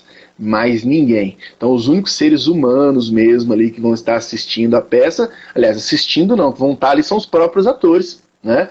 Vão estar presentes ali, mostrando essa peça pela primeira vez para essa plateia. O Sonho de uma Noite de Verão tem até algumas discussões de quando foi a primeira exibição, de quando que ela foi publicada de fato. E apesar dela ter sido criada lá no final do século XVI, muitas pessoas acreditam que a primeira exibição dela teria sido o início do século XVII, né? E é exatamente este o contexto ali que a obra do Gaiman está passando. Aí beleza, você vê esses personagens, os personagens interagindo, muitas referenciazinhas de nome, o Hamlet, que é filho do Shakespeare, alguns nomes, assim, peraí, agora já estou escolado, né? Deixa eu buscar esses nomes todos aí, né? Então eu anotei alguns nomes, né? Peguei Oberon, Lady Titânia, e óbvio, fui conferir. Dá aula, Alan, dá aula, meu braço! Eu fui conferir com os personagens de Sonho de uma Noite de Verão. E são exatamente os personagens Sonho de uma Noite de Verão que estão ali assistindo aquela peça. Principalmente, né, os personagens principais ali daquela peça seriam o próprio Oberon, né, o rei Oberon, a própria Lady Titânia, e um duende macabro lá, que é o Puck, que eles chamam lá de... Eu acho bacana a tradução do nome, porque ele é o Robin Goodfellow. Boa Praça. Como Robin Boa Praça, não é? Boa Praça, o Robin Boa Praça. Né? Então, os personagens assim, eles batem com esses personagens. E o estranho ainda, para complicar mais a nossa mente, na peça O Sonho de uma Noite de Verão, tem um momento que uma peça é interpretada. Então você imagina aí, você está apresentando uma peça para os personagens que estão presentes na peça, e dentro dessa peça tem uma outra peça. Né? Então, assim, um Inception. Tudo fica confuso. Então, se você faz uma leitura muito rápida disso, o capítulo ele perde um pouco mesmo, porque você fala assim, coisas sem sentido aqui. Aí quando você começa a buscar as informações, as coisas começam a fazer mais sentido. Óbvio, né? Tem pessoas que vão achar assim, vão falar assim, mas você tem que ficar procurando esse monte de coisa aí para entender. Não, você vai entender. Só que, lógico, o prazer de buscar as informações, ele vai aumentando, né? Então a gente vai... só comparar, por exemplo, Orlando, você pega lá, nós dois na primeira live e pega agora. Agora a gente tá esperto, né? Então, assim, cada vez mais parece um nome diferente lá, a gente sai buscando referência para ver de onde que veio. E o interessante é que, assim, aí eu ia comentar que muitos aspectos do Renascimento aparecem aí. A própria figura do Morfeu aí, né? Esse aí sim, cuidado, Orlando, cuidado. A própria figura do Morfeu, ele aparece como se fosse um mecenas. E ele deixa claro para o Shakespeare, para os atores ali, que ele é um mecenas. Sim. E os artistas do Renascimento, eles só mesmo puderam desenvolver tudo que eles desenvolveram graças à prática do mecenato, que é basicamente o financiamento do trabalho desses artistas. É basicamente o financiamento do trabalho desses artistas. Porque assim, uma coisa que eu sempre comento com os outros: criar, inventar, ter criatividade, escrever, produzir, você precisa de tempo. E lógico que você precisa de tempo ocioso. É impossível você ser um grande produtor de qualquer coisa que fosse se você está trabalhando 8 horas por dia, 10 horas por dia, todos os dias. Você não tem tempo para isso, né? Então é óbvio que foi graças aos mecenas que esses renascentistas, esses grandes artistas aí da nossa história, apareceram com muita força. E óbvio que uma das características do Renascimento foi exatamente a busca, a retomada das influências greco-romanas, né, da arte grega e da arte romana. E exatamente O Sonho de uma Noite de Verão tem muitas referências assim à literatura grega e romana, né? Então, as coisas se misturam muito, né? Então, esses personagens todos que ele vai apresentar, você tem, por exemplo, muitos falam que essa peça do Shakespeare, ela seria um ensaio até para Romeu e Julieta, porque tem um casal ali que também se ama e não podia se casar, não podia se unir. É uma peça que aborda a questão familiar, né, de grandes famílias. E óbvio, né, que isso tudo está muito interligado. E claro, na mente do Gaiman, isso tudo pareceu bastante claro. Outra referência que aparece aqui, que o próprio Shakespeare, ele vai ter um comportamento mudado. As pessoas mesmo que convivem com ele falam para ele assim que ele não se parece com aquele Shakespeare de antigamente. E ele vai soltar uma informação aí, e assim, você vê durante todo esse capítulo, o menino, o filho dele tem uma tristeza, né? O Hamlet tem uma tristeza muito grande para o pai não poder dar atenção que ele quer que o pai dê. Por mais que ele seja um ator também da peça, ele quer uma atenção paterna, ele quer alguém que cuide dele. E o Shakespeare só está pensando em produzir. Então esse talvez seja esse efeito que o Morfeu causa nas pessoas. As pessoas parecem esquecer do seu redor e focar naquilo que elas ganharam, naquela dádiva. E ele só vive para a escrita. E tem uma referência nesse momento aí, que ele fala que ele só iria se dedicar, fazer alguma coisa relacionada ao filho, ou não lembro exatamente se ele traz um exemplo de um personagem, quando esse filho morresse. Né? E aí, nós vamos descobrir, ao fim deste capítulo, só citado também, e aí deixa o leitor, claro, com as boas referências, de que esse menino, o Hamlet, morreu. Esse menino morreu. Esse menino morreu aos 11 anos de idade. O que será que o Shakespeare vai fazer? Ele vai só criar. Com esse nome Hamlet? Só vai criar a peça. Não é? A peça. Outro aspecto interessante aí para passar por Orlando, para ver se ele tem alguma coisa a acrescentar também, é que a Lady Titânia, que é a rainha das fadas, ela faz uma referência ao Orfeu aqui. Ela fala alguma coisinha do Orfeu também, relacionada a quando ele tocava a sua lira, não sei o que. Ela também comenta o Orfeu, que já apareceu lá como muita figura importante aí do nosso primeiro capítulo. E lógico, né? O personagem mais engraçado desse capítulo é o Puck, que é o duende, que é aquele duende assim.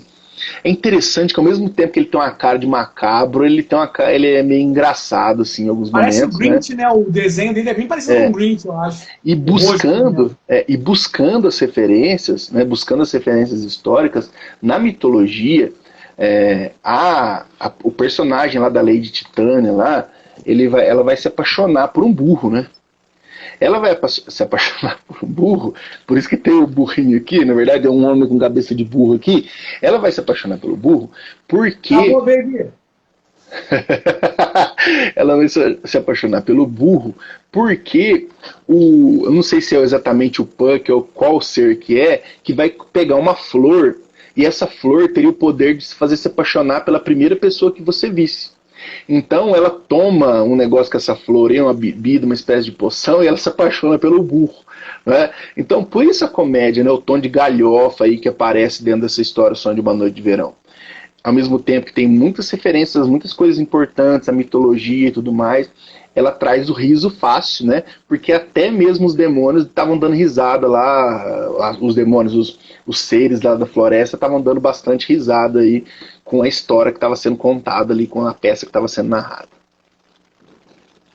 Beleza, Landim? É um final de capítulo muito, muito bom, muito bom. Ele tem toda essa apresentação do Sonho de Verão para esse personagem que o Alan acabou de descrever. E ele, tipo assim, um dos humanos fala sobre o dinheiro, né? Tipo, que eles queriam receber, o Alberon fala assim, é ouro que você quer, humano? Aí dá uma algibeira, que é um saquinho, né, da época, cheio de moedas de ouro. E pergunta se é o suficiente, beleza. A história passa, acontece lá, o Punk apronta bastante, esse personagem que é tipo uma fada, um duende, meio brincalhão. E a história termina com eles, tipo, acordando. É como se eles tivessem... Tudo isso que aconteceu tivesse acontecido durante um sonho. Porque, em determinado momento, todos eles acordam na colina, como tipo, caramba, eu tive um sonho estranho e tal. Aí um chega, já pega o cara que tinha pedido dinheiro, já vai procurar a algibeira para ver se acha a moeda, e a moeda tá cheia de flores douradas. E a última página do quadrinho tem essa passagem que o Alan falou, do filho do William Shakespeare, chamado Hamlet, e que posteriormente a gente conhece a peça que tem o Hamlet também como personagem, e no recordatório vem dizendo o seguinte: Hamlet morreu com 11 anos em 1596. A história se passa em 1593. E o paradeiro de Puck permanece desconhecido. Minha ideia é de que ele vá voltar. Mas o que eu quero dizer é o seguinte, sobre esses vários links, e como a gente começou a conversar lá no início do nosso papo, falando sobre o William Shakespeare e toda a influência que ele teve na literatura, de teatro, ou nas décadas que passaram e até hoje. Um dos pactos, por exemplo, pode ser isso, ficar eternizado. Eternizado não significa viver para sempre. Você pode ficar eternizado para sempre com a sua obra, por exemplo. Você cria alguma coisa que vai marcar uma era e vai ser relembrado durante muitos e muitos, muitos anos. Que é o caso do William Shakespeare. E para falar isso, eu quero comentar sobre o Puck, que não é só um personagem que ele é engraçado, lembra um pouco o personagem Grinch do Dr. Seuss, mas ele é um personagem que, inclusive, atravessa culturas. Por quê?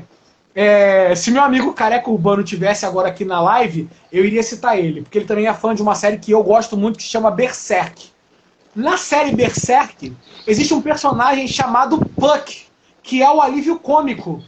É o alívio cômico da série do Berserk, que é um personagem que é uma fada do sexo masculino que acompanha o personagem o Gus, durante toda a saga dele. E o nome dele é Puck. É um personagem que com certeza foi inspirado na mesma mitologia onde o Neil Gaiman bebeu para criar esse personagem do Alan, do William Shakespeare com uma Sonho de Noite de Verão.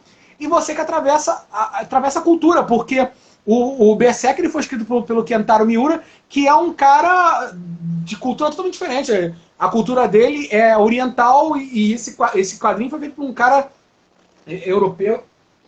Ô Orlando, chegou mais um link aqui pra mim. Ô, louco! Orlando, só para comentar aí, o Berserk começou a ser escrito em 88. Olha aí! 88, hein? Um ano antes ainda do Sandman. Porque o Sandman, a gente já comentou aqui, quem está acompanhando desde o início, ele começou em 1989. Então, se ele foi quando? 90? 88? 88. Até hoje não terminou. Porra, Kentaro Miura. Tá na hora, né, meu irmão? Vamos fechar isso aí, porra. Enfim, aí é isso. É só ele fez essa citação aqui de o paradeiro permanece desconhecido. Eu quero acreditar que mais pra frente, de repente, a gente vai ver o Puck aparecendo de novo. Todo caso... Eu queria comentar um negócio que eu lembrei aqui, que na hora que o Morfeu aparece para conversar com o Shakespeare, aquele ator principal da peça lá vai todo lá, né, todo enxeridão lá, né, e aí o Sandman fala para ele que ele é o mecenas, não sei o quê, aí o ator fala para ele assim, nos leve até o seu palácio, que nós apresentaremos a mais bela peça. Ele falou assim, ó, eu não tenho palácio, pelo menos não desse jeito que você imagina. Aí eu lembrei na hora lá do Palácio no Sonhar, né? Que, o lógico, Sonhar, né? Que tava decadente quando ele voltou depois de 70 anos, né? Tá. Beleza, lindo, né? Cara. Isso é um capítulo, mais um capítulo, né? Porque essa história termina aí. Depois da apresentação, eles acordam disso que eles acharam que era um sonho, mas estão ligados que não é um sonho. Tem esse recordatório que fecha a história dizendo sobre isso. E aí a gente vai para uma história que eu vou deixar você falar, Alan. Tá. Fala. Até eu ia comentar o seguinte, que pode ser também um capítulo que as pessoas elas comecem assim, a ver ele um pouco deslocado, mas é muito importante para a construção do que o Sandman fez, do que o Gaiman fez em Sandman, né? É a ideia mesmo de que os perpétuos eles são onipresentes, eles estão em todos os lugares. Você está falando do que a gente está finalizando ou do próximo? Não, do que nós estamos finalizando. Essa ideia mesmo de que os perpétuos estão em todos os lugares, em todos os momentos, já viveram muitas coisas diferentes.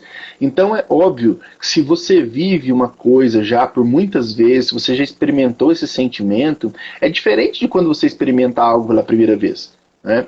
Então, até essa inocência mais o Morfeu ele não tem mais, mas está presente lá, vivendo diversas... Pô, você imagina, o cara viu o Shakespeare surgir, apesar que no caso ali tem um pozinho... Não viu o Shakespeare surgir.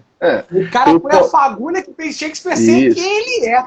Então, tem o pozinho dele ali. Será, por exemplo, que quando ele vê um escritor mais contemporâneo surgir, será que ele vai ficar tão empolgado assim? Tipo, será que ele vai ficar tão empolgado assim? Nossa, que artista! Puta, aí ele fala assim, nossa, eu vi o Shakespeare. né? Então ele viu muita coisa, né? Isso também faz parte dessa criação de universo aí e mostra a riqueza toda desses personagens. O último capítulo, para mim, foi um dos capítulos mais depressivos que eu já li do Sandman. Este eu não lembrava, Orlando. Eu vou te falar que além de eu não lembrar que eu já tinha lido essa história, porque minha memória já é uma merda, eu já falei isso várias vezes aqui durante os episódios. Mas eu não, além de não lembrar da história, eu sabia que ela tinha. Quando eu vi a personagem sem que meio que é jogado na nossa cara. A gente está indo pro último capítulo desse episódio, que se chama Fachada, tá, pessoal?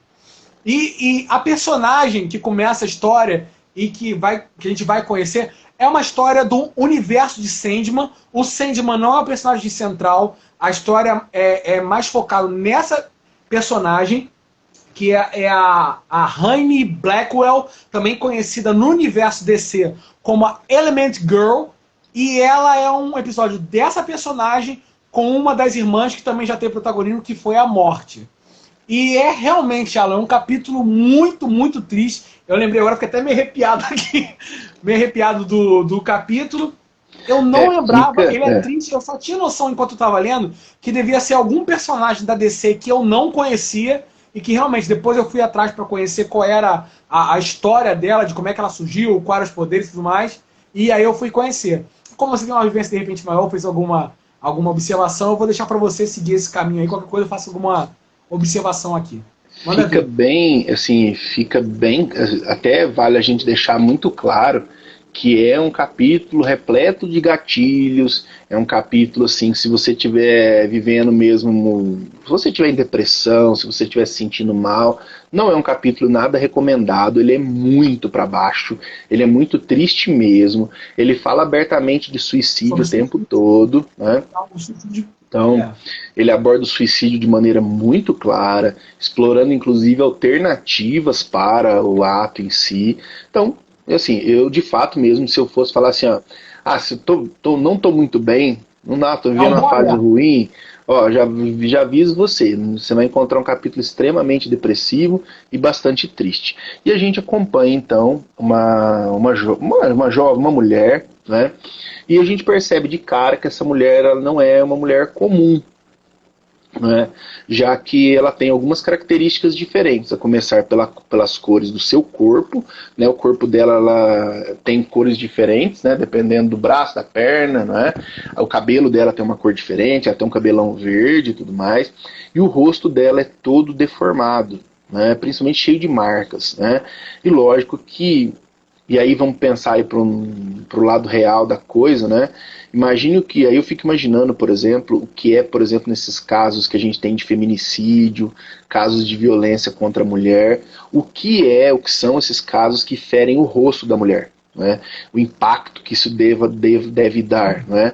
Eu acho que isso aí para qualquer um devia ser impactante, mas você imagina para a mulher, né? Então ela tem o rosto todo deformado, e para ela poder fazer qualquer coisa, ela precisa usar uma máscara, né? E uma máscara nada confortável, que não dá para se relacionar com ninguém, a verdade é essa. E a gente não tem muitas informações. O que nós sabemos é que ela está encostada pelo seguro social de uma certa companhia, então ela recebe um cheque só.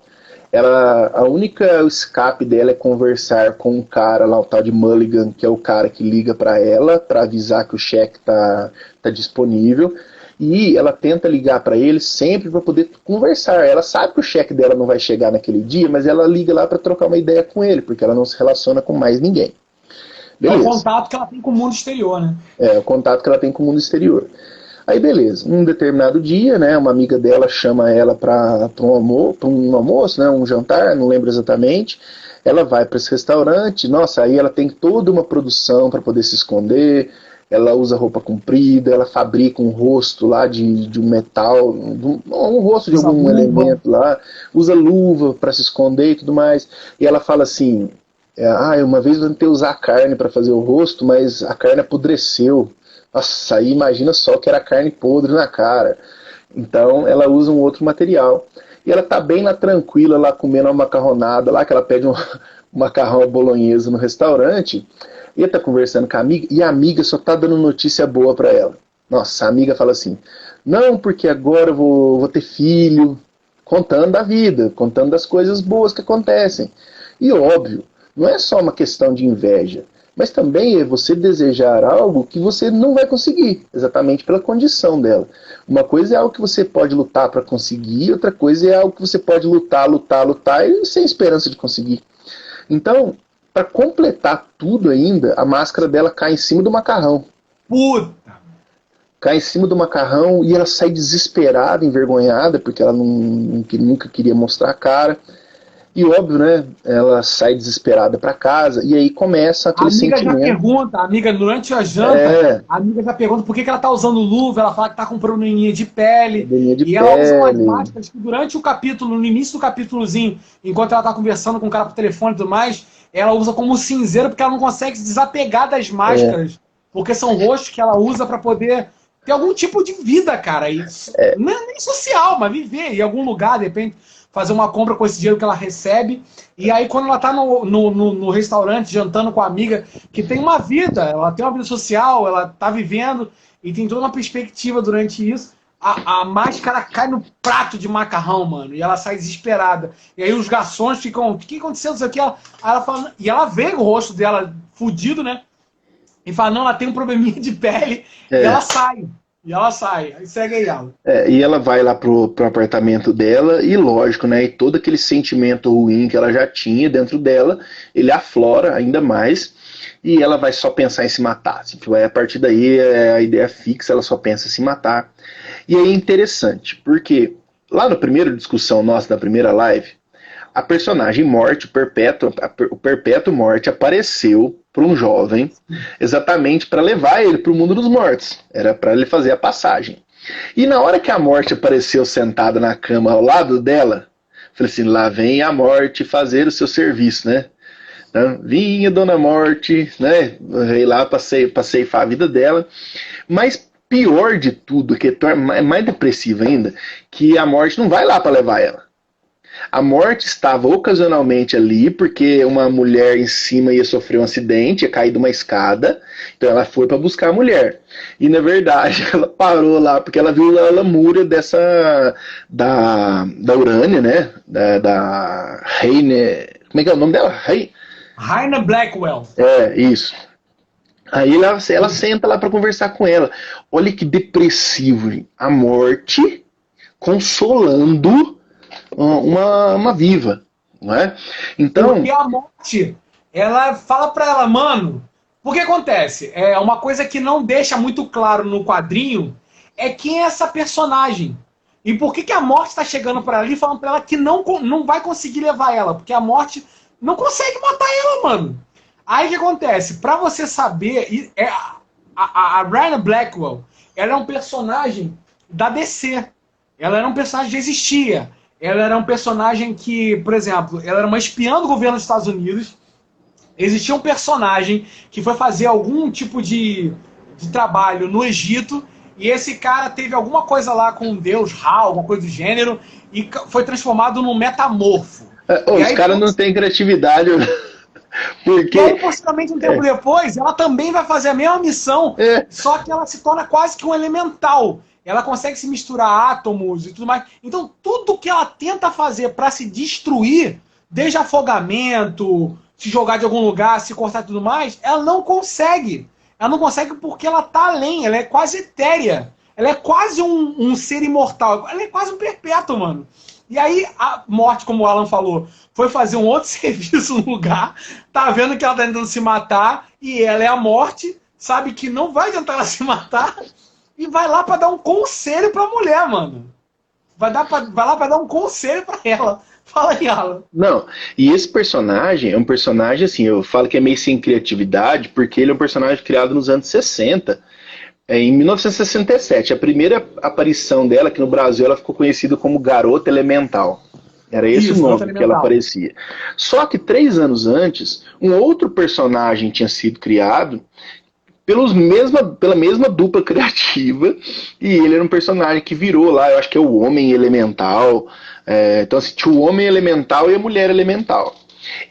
O que aconteceu com ele foi isso que o Orlando comentou. Ele foi fazer uma missão lá no Egito, e aí, na verdade, eles iam identificar o orbe de Ra, que era algo que estava relacionado a um deus do Egito antigo, que na verdade era tipo era um meteoro, era parte de um meteoro que caiu ali, e a hora que ele encontra esse objeto, ele ganha alguns poderes, e ele se torna o homem elemental.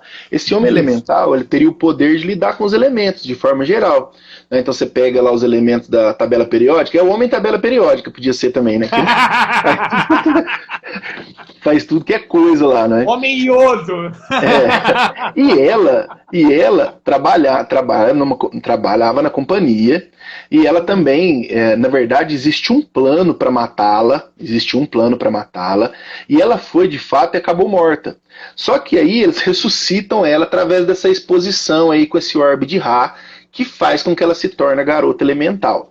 Óbvio que era algo que ela não queria, mesmo porque ela ficou cheia de, vamos pensar assim, efeitos colaterais, mais do que efeitos colaterais, destruiu a cara dela, não é? Sim. E óbvio, por exemplo, só pra você ter noção, ela veste uma roupa, aí ela chega, ela não fica tirando a roupa, ela se transforma num gás, assim, e sai da roupa. Então, assim, pra ver o que ela pode fazer.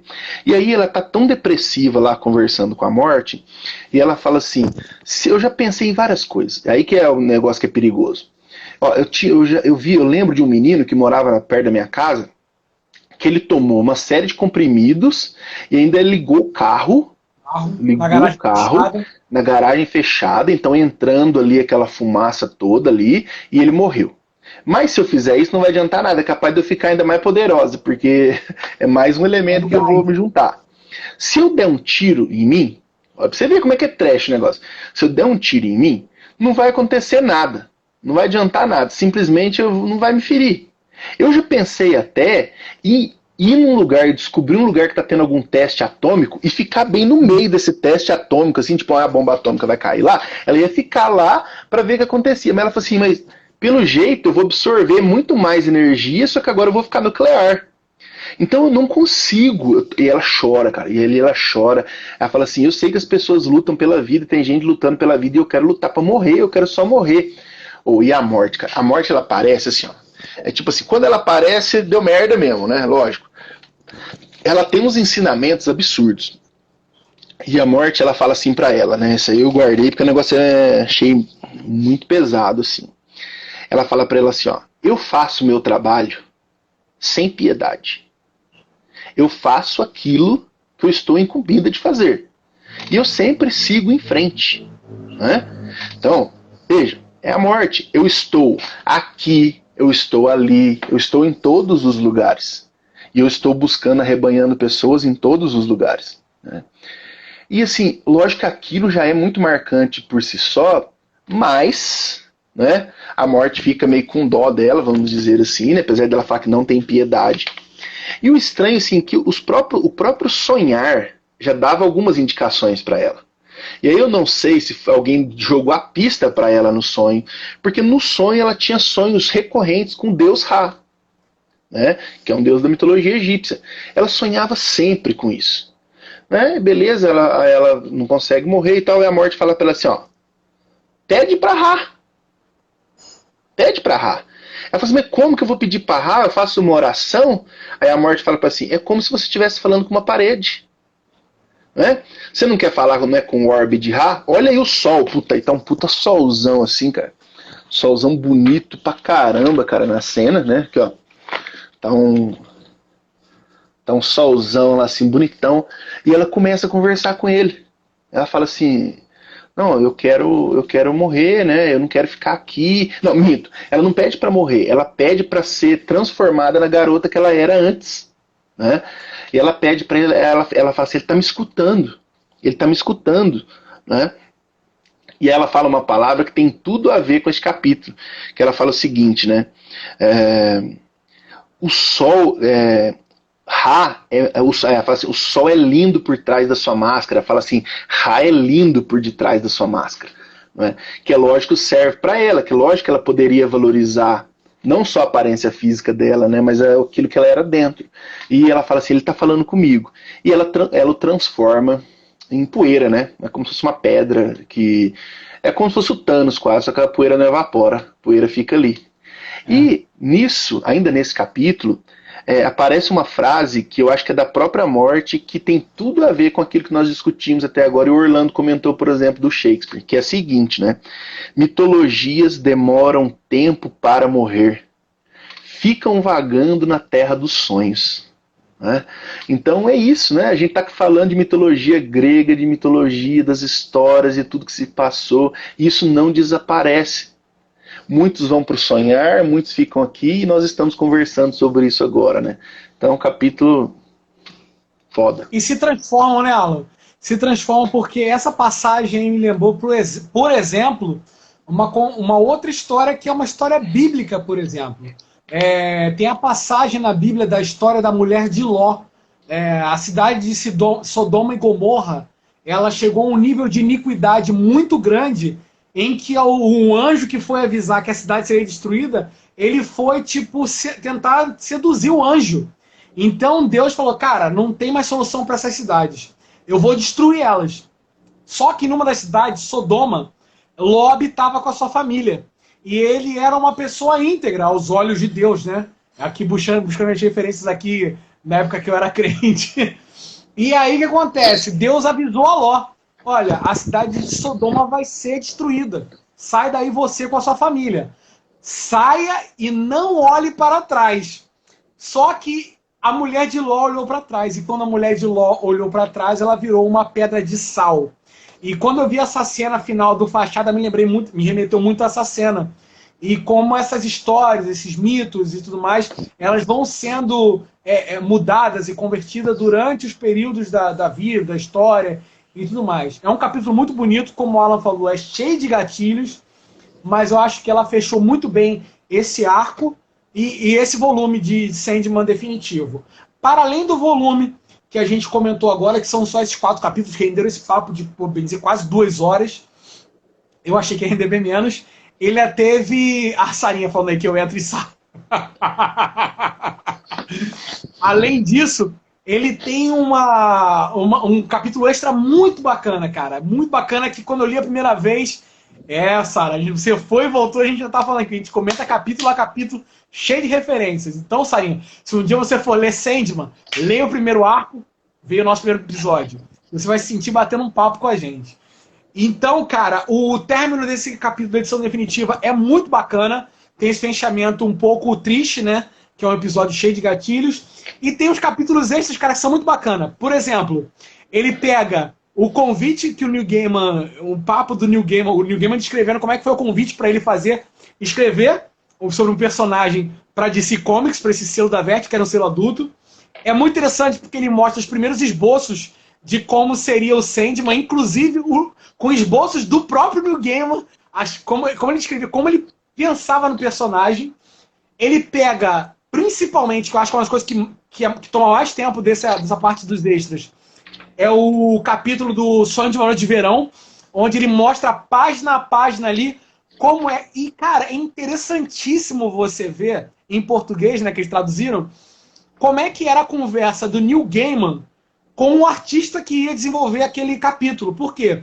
Muitas vezes a gente tem a ideia de que o cara passa o roteiro e o cara passa os diálogos que vão acontecer em determinada página, mas não tem ideia da quantidade de informação que o Neil Gaiman, por exemplo, e imagino que vários roteiristas façam isso, que é agregar de informação pro artista, saber como trabalhar. Porra, ele bota, tipo, ó, primeira página, o ano vai aparecer um recordatório, 1593, plano aberto, uma trupe passando num campo aberto, que pode ser baseado na cidade de X, e eu moro a 20 quilômetros, se você quiser eu vou lá, tiro fotos para você usar como referência. Então é uma série de extras muito interessantes para quem quer entender como é que são os bastidores de como é que é feito, né, os quadrinhos, e como é que foi feita uma obra-prima dessa, que não é à toa que Sandman é tão aclamada e tão premiada internacionalmente. E é muito bacana, cara. A gente fecha, assim, a edição definitiva, tá? Quem tá acompanhando, quem tá conseguindo ler, a edição definitiva. Foi o terceiro volume da edição de 30 anos, para quem tá acompanhando nessa edição de 30 anos.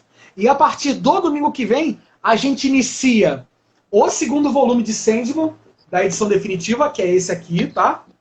a gente vai para o 4º volume da edição de 30 anos, e a gente vai pegar agora o arco Estação das Brumas. Se você estiver lendo pela edição definitiva, você deve ler do capítulo 21 até o capítulo 28 para acompanhar nosso bate-papo da próxima semana, no próximo domingo.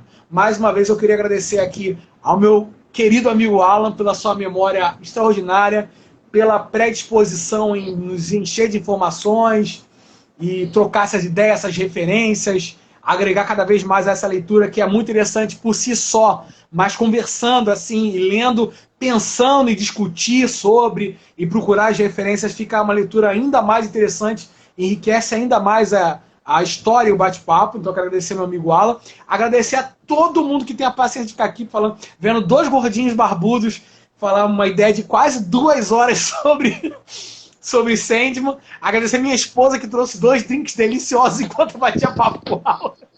Enquanto eu bati ela aqui.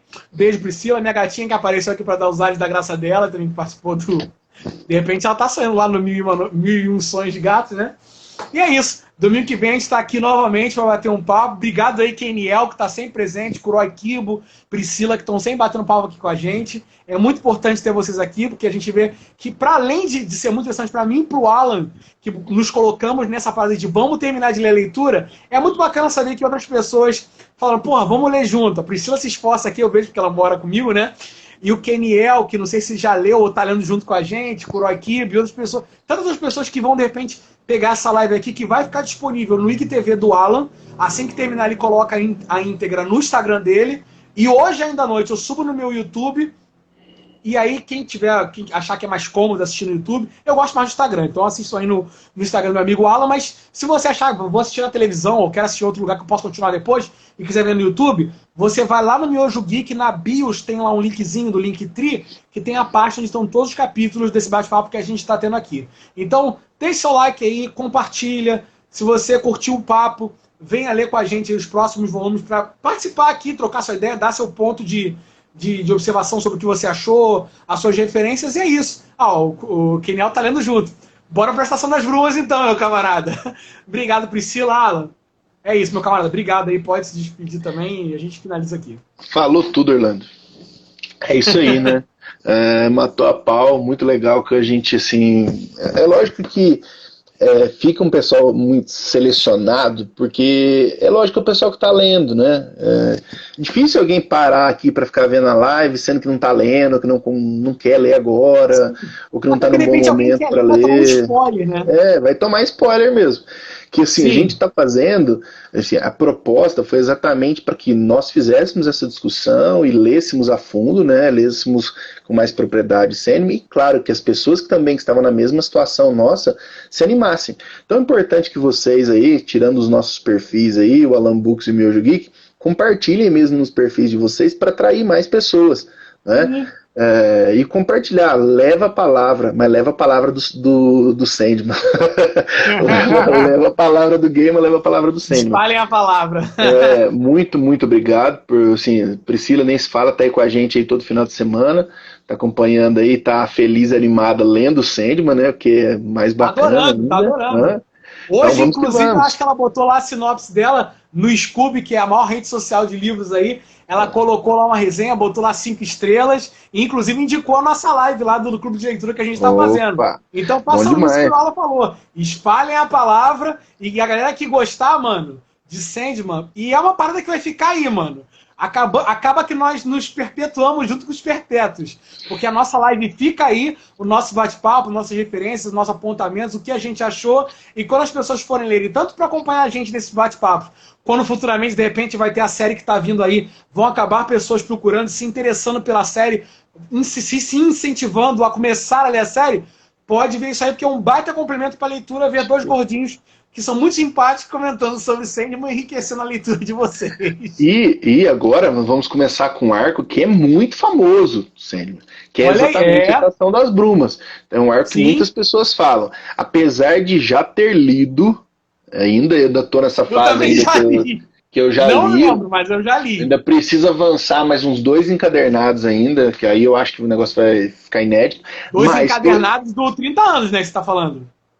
Porque assim, ó, eu parei no terceiro encadernadão da edição antiga, da edição de Sim. luxo lá, edição grande. Sim. Então nós precisamos avançar alguns encadernados dessa edição de 30 anos para chegar na onde que é inédito para mim.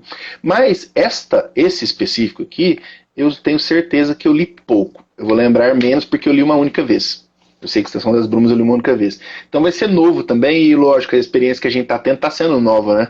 Não é Sim. da mesma forma que nós tivemos. Não Então é isso. Curtam aí, compartilhem, né? Espalhem a palavra e até semana que vem, às 19 horas aqui no perfil do Alan Books. E claro, curta lá os nossos perfis, acesse meu Jugeek, resenhas, todos os. Nossa, resenha até falar chega nos nossos perfis, né, Orlando?